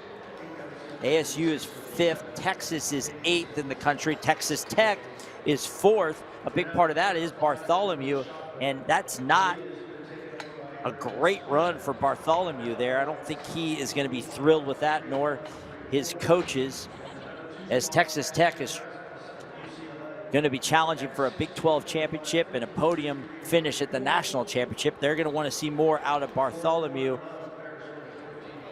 be a part of that relay pool for the Red Raiders. All right, next heat here in the men's 400. Joseph Bailey of Stanford, Braden Zondervan of Iowa, Isaac Davis of Arizona. The senior for Arizona has been a relay stalwart for them over the years. He's run 46:13 in this event. And then on the outside, Johnny Good of Cal, a breakout star for the Cal Bears. He came in to this weekend ranked number 8 in the country. He's been undefeated this year in the 400 indoors. Transfer from San Mateo College. Had a great community college career there at College of San Mateo. And his transition to Cal in a big way. He's had a breakout season. He's run 46:07 on this track last weekend. And that has put him number 8 in the country. So that's Johnny Good on the outside, Isaac Davis inside of him. Johnny Good has seen the times that have already been run that have bumped him out of the top 10 in the country, and we're going to see him try to chase those down. But right now, it's Isaac Davis of Arizona giving him all he can handle. And we'll see at the all-important break, can Johnny Good swim over the top? And he does just that. Johnny Good at the front. And it's Johnny Good of Cal. He's not the leader of a big old band. He's the leader of this 400-meter heat right now. Johnny Good of Cal having a breakout season for the Bears. And it's Johnny Good. Johnny Good down the home stretch trying to win this heat. He's already seen top times in the country run, and he's trying to match those. 46:38, a really nice run for Good. It kind of feels ho-hum after the marks we saw earlier, but nonetheless, you can see how Johnny Good has really blossomed into a star for Cal. He is going to be an absolute menace in the ACC this year in this event, as he has been so savvy in how he's gotten to the front of these 400s controlled races and really run well. I shouldn't say he's undefeated. I forgot the last week when he ran that 46:07, he trailed Ahmed Robinson, who ran the number 2 time in the country. So Johnny Good, a great season he's had, has won heats like he did just there, but then he's also shown that he can compete with guys like Ahmed Robinson. He was right on his tail a week ago on this track. Nonetheless, he keeps his great season going and will be a force in the ACC.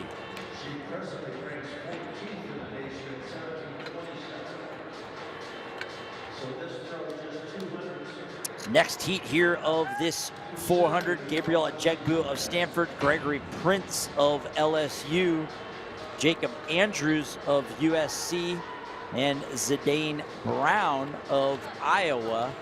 This is a very good heat here. Gregory Prince, the Jamaican star, had a great community college career at South Plains College.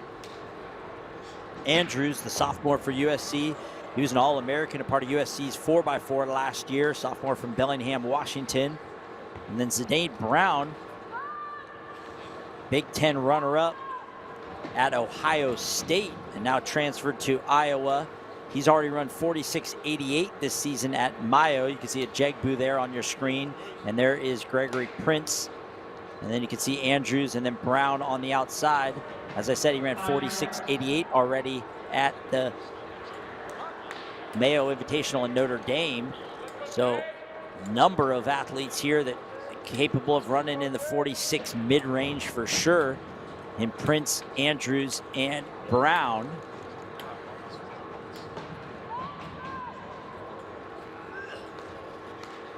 Jegbu down there in 3 with that difficult lane draw. Preferred lanes out here in Albuquerque are definitely those outside lanes, lanes 5 and 6, especially in these 400s. Getting to the front at the break, and it's really looks like Jacob Andrews right now, the sophomore from USC, got out of the blocks best. He's pressing Zidane Brown on the outside.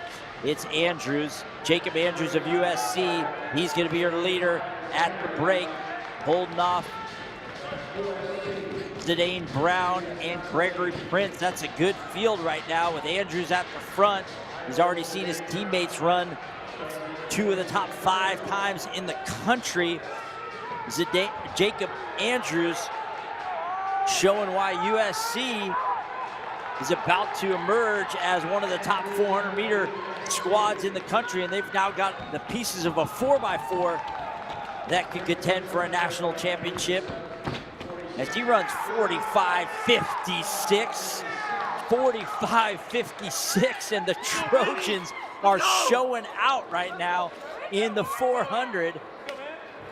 45.56, that's going to go to 45.67. Another time well under 46 seconds for the Trojans. Another time in the top 15 in the country run on this track over the last 15 minutes or so, headlined by the Trojans. It's going to take me a second to kind of catch up on it all, but we have certainly had at least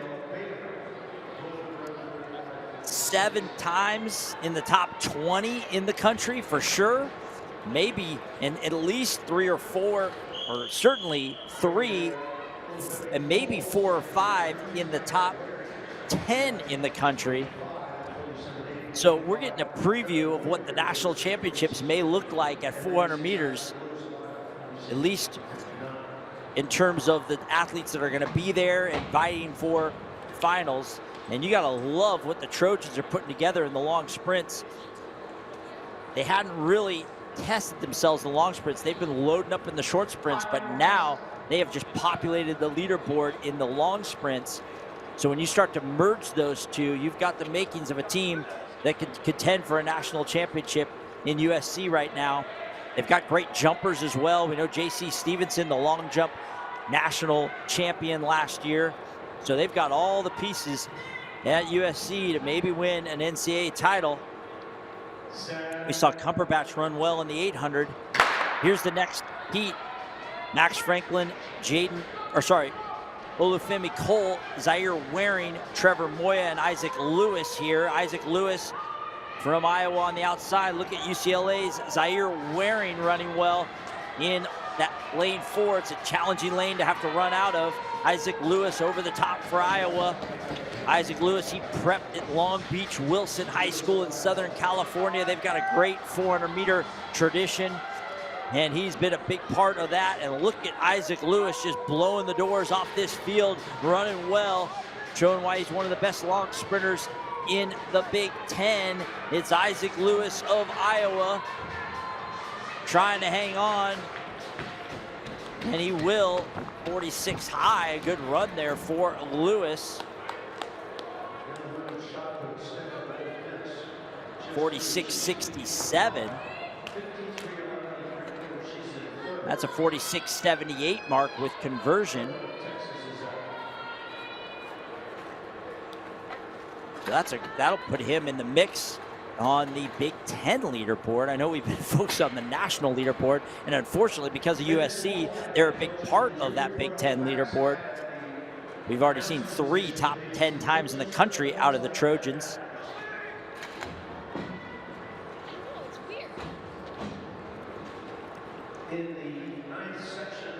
This track, as I've said, is white hot right now in these 400s. The interior sprints this morning were fantastic.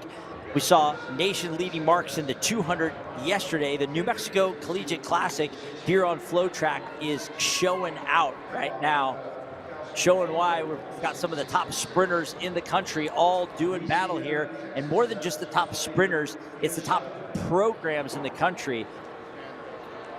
9 of the top 20 teams in the country all competing here on the men's side. And in the sprints, 4 or 5 of the top programs in the country for sure, in Texas Tech, ASU, USC, Texas, LSU. Then we're seeing some great running in this event from Cal, Iowa, Texas Tech, ASU, Texas, and LSU are 4 of the top 10 in the 400. And now you can add USC to that list. So 5 of the top 10 in the country in this event, all competing here. And this next heat is Max Franklin, Azusa Pacific, Jaden Phillip of LSU, Ronald Kendrick of TCU, and Malik Pabon of Cal State Fullerton. We saw Pabon run well yesterday. Ronald Kendrick, the fine freshman just inside of him from TCU. He was the Nevada Prep 400-meter champ. Now running for the Horned Frogs.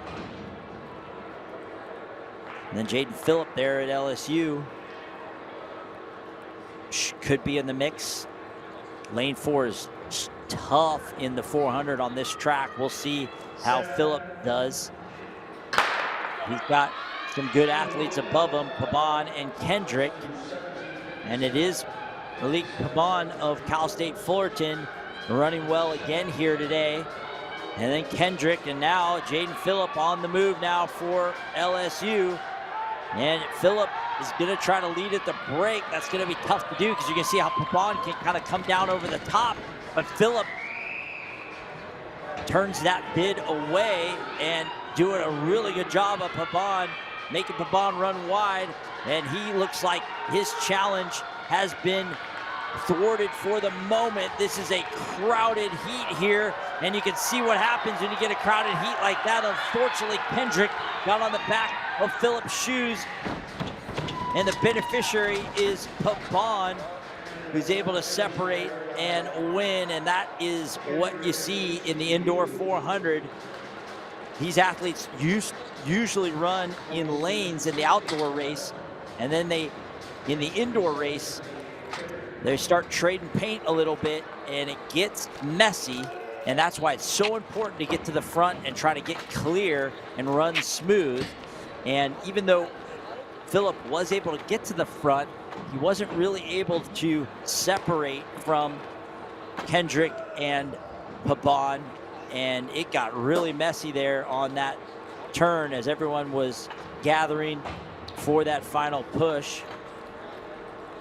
And you can see what the 400 does there. We got, I believe that's Johnny Good hugging a trash can.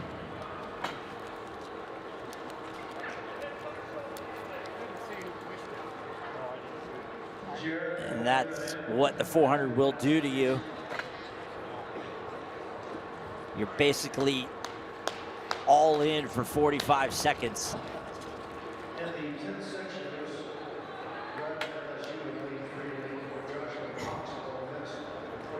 All right, unfortunate there for Jaden Phillip as Kendrick gets on his heels. And we move on to our next heat here. Lewis Rudge of LSU, the sophomore from Baton Rouge. And it looks like we have a couple of open lanes in the middle, and then Zachary Ryan of Stanford, former Colorado Prep state champion, for the Cardinal on the outside.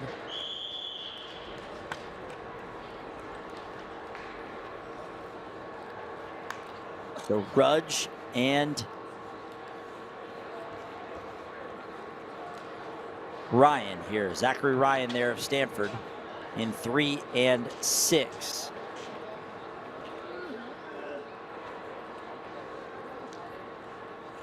Rudge, a 400-meter hurdler for LSU there.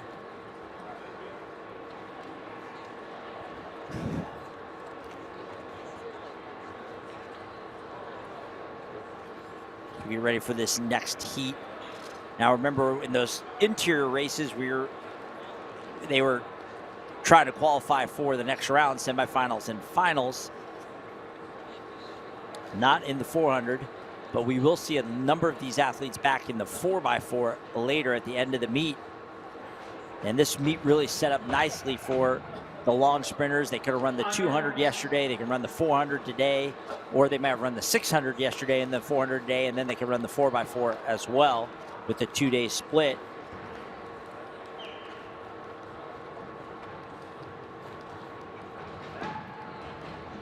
Heat number 9 of 16 here. I'm sorry, 10 of 16. Rudge and Zachary Ryan.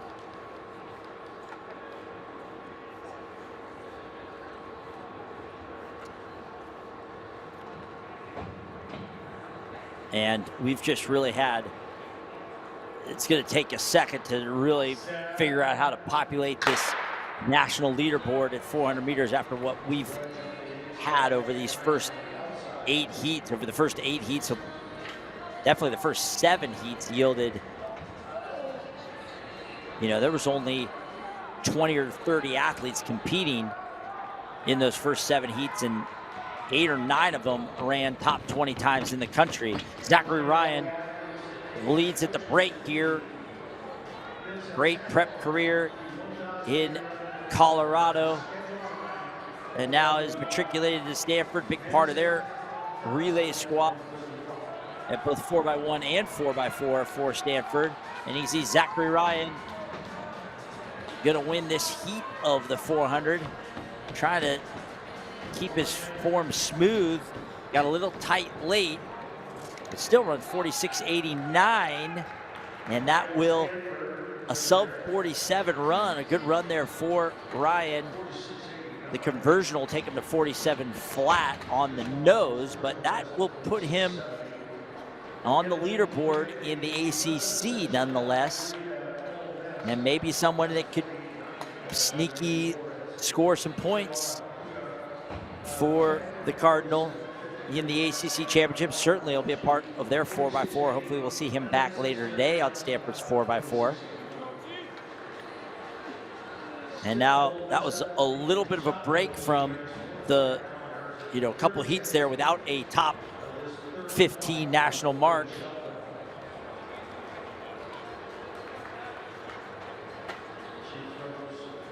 That we saw just cascading top times in the country, just cascading down there in those first 7 heats or so.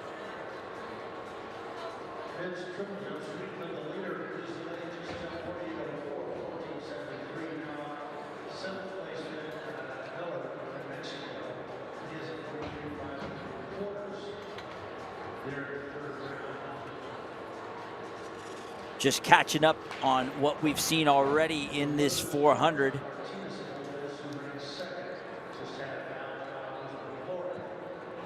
We've seen 3 runs under 45 seconds, way under 45 seconds. The 3 USC Trojans, Blockberger, Andrews, and Jones. They're now all 3 in the top 10 in the country. Jaden Davis also ran under 46 seconds, as did Brody Young. So 5 runs under 46 seconds. Deshaun Boyce ran 46.13.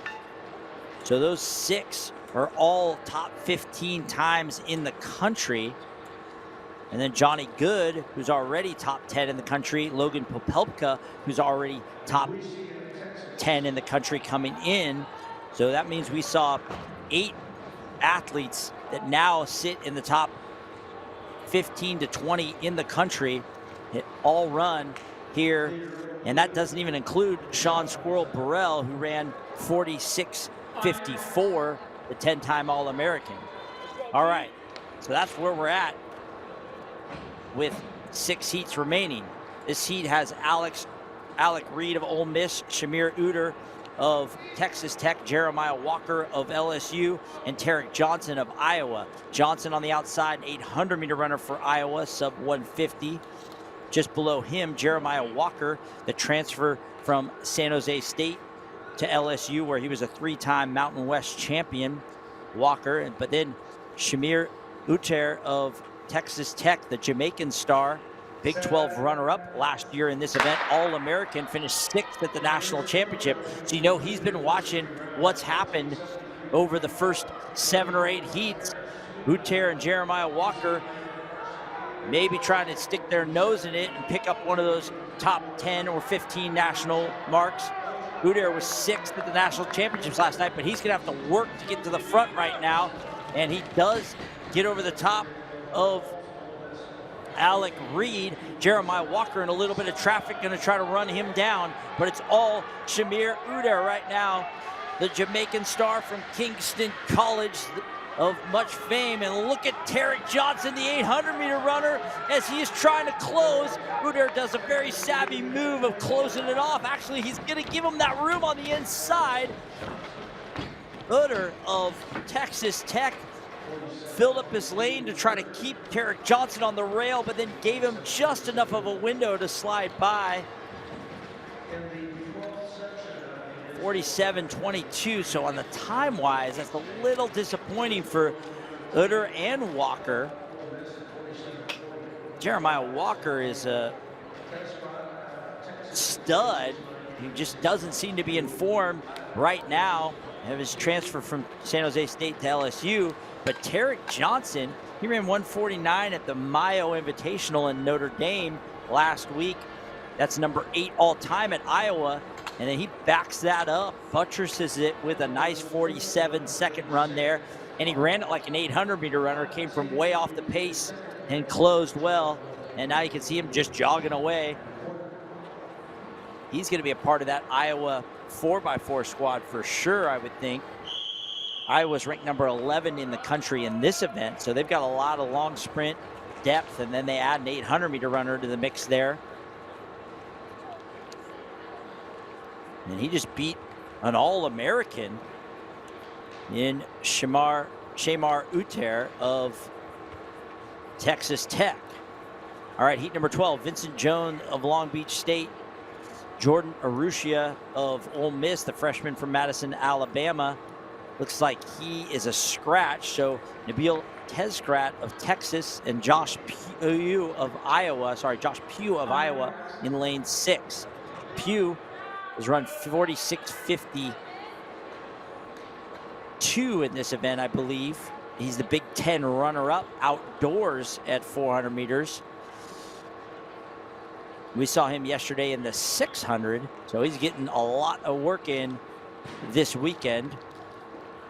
He's going to have his hands full with Tezgrat of Texas just inside of him. Pugh on the outside with the gold top and the white headband, but it's Nabil Tezgrat right now for Texas. Tezgrat leads early on here. And he will lead at the break, and he's going to force Pugh wide. That's an important move. That gives him control of this race. And unless he makes a silly mistake like we saw Uder leave space on the inside, he's got the advantage. So it's Tezgrat right now. Tezgrat, unfortunately, pulls up. Vincent Jones of Long Beach State might have stolen that one on the outside. A great run there. And we got to wait and see for Tezgrat, the sophomore from the UK.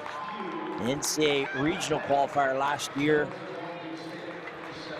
Sorry, he's from France. He was the France U23 runner-up, was Tezgrat. NCAA regional qualifier last year.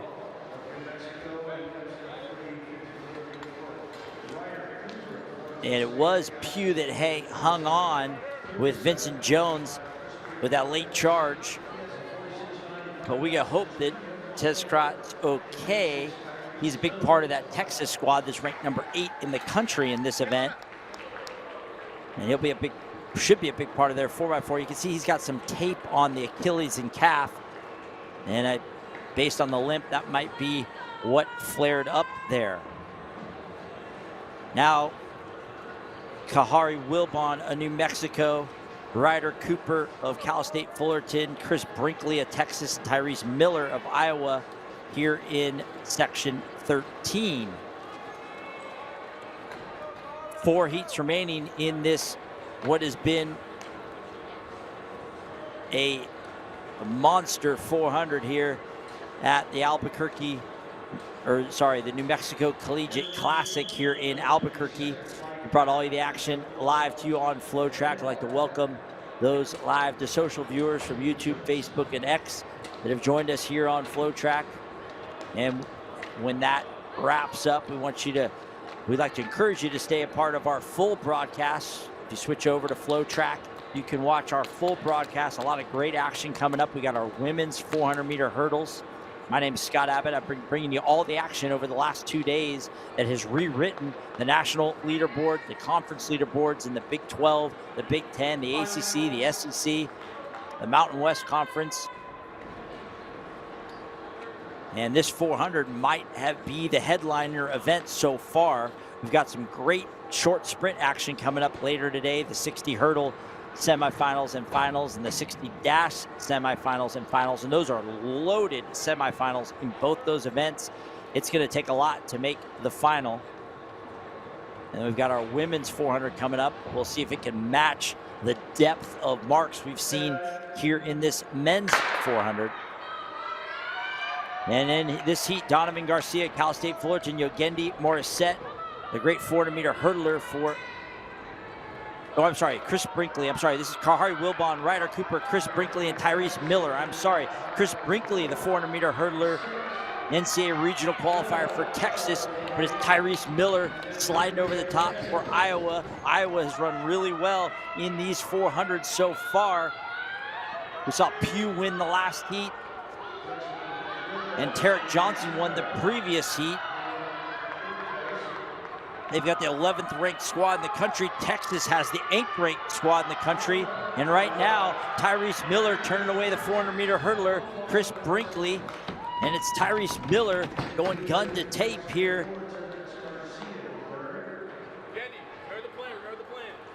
In the 400, or in this heat of the 400. 47.40 for Miller. A nice run there for Miller, as he will be a piece of their 4x4, we would imagine. This great 400 squad that Iowa has put together. They've won 3 consecutive heats here in the back half of these 400-meter sections. Most of the heavy hitters in those first few sections, and they did not disappoint. And now we've got the heat with Donovan Garcia. I was starting to announce those names. But Donovan Garcia, Cal State Fullerton, Yogendi Morissette of USC, Amal Glasgow of LSU, and Jackson Gilbert of Illinois here.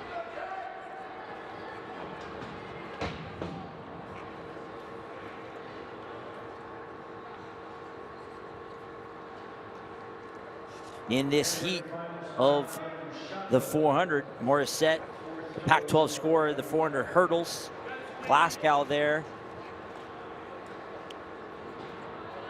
of LSU's run 46.13. The Jamaican star from Kingston College. We saw his former high school mate, Shamir Uter of Texas Tech. That Kingston College squad is always formidable when they show up at the Penn Relays every year. They always take home a bevy of wheels from the Penn Relay, those big awards at that great event. The Penn Relays, Kingston College, a big part of that every year. Glasgow certainly was a part of bringing home some wheels for Kingston College, and now looking to bring home trophies for LSU. Part of their squad that's ranked 10th in the country in this event. He's run 46.13. He's got more set inside of him, the 400-meter hurdler, but outside of him, Jackson Gilbert,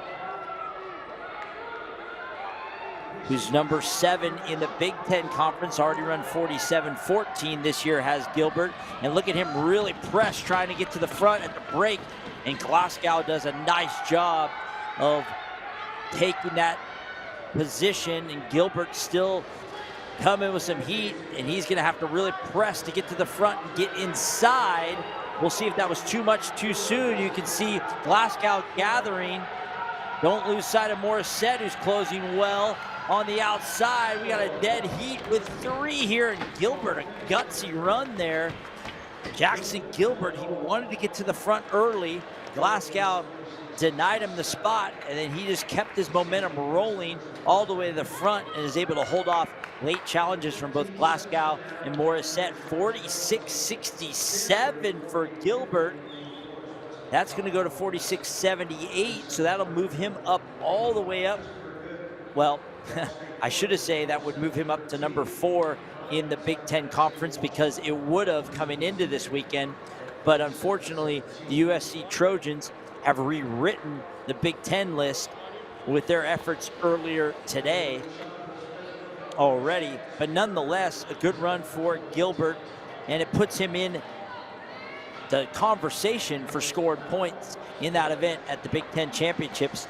But unfortunately, a lot of these athletes that over the years in the Big Ten, that they've been Big Ten scorers, all Big Ten athletes. Well, now you add in schools like USC, Oregon, Washington, and UCLA.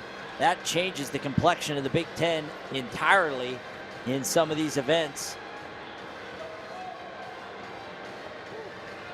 And USC showing why already here, as they now go have the top 3 of the top 4 times in the Big Ten and 3 of the top 5 times in the country already this year with their runs earlier this afternoon.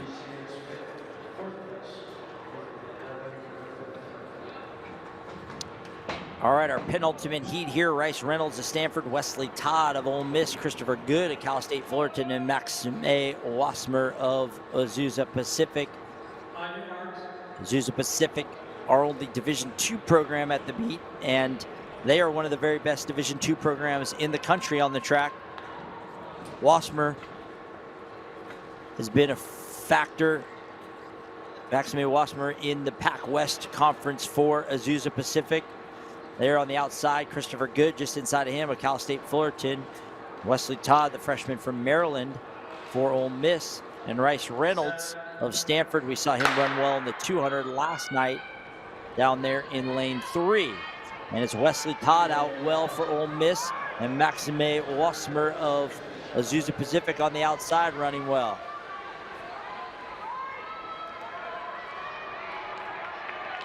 Wasmer is going to be the leader at the break. And Wasmer was doing a nice job running that hypotenuse well. And he is out on this field. Maxime Wasmer looking to knock the Division II national qualifying mark. And closing well now is Wesley Todd, but they are all looking up at Wasmer. Wasmer was already ranked number 5 on the Division II list. We'll see if he improved on that. 46.74 for Wasmer. That goes to 46.84, but that's the number 2 Division II time in the country for Wasmer, and he loves it. And he is seeing, I mean, he had to sit there as he was finishing his warm-up and watching those big marks being yielded on this track. And he had to know that if he got to the front of his heat and ran well, that he was going to get the very same, and Wasmer does just that. He's now number 2 at the NCAA Division II level, so he will contend for a Division II national title, will Wasmer. Those will be big points for Azusa Pacific, as they're always in the hunt at the D2 level for trophies. Certainly, he is the one to beat in the Pac West Conference, is Wasmer. So Division II didn't want to be outdone by the Division I runners who are rewriting their national list. Wasmer does the same for Division II here at the New Mexico Collegiate Classic. And our final heat of what has been a 400 to remember. 5 or 6 all under 46, and no less than 10 or 15 that have run under 47 seconds.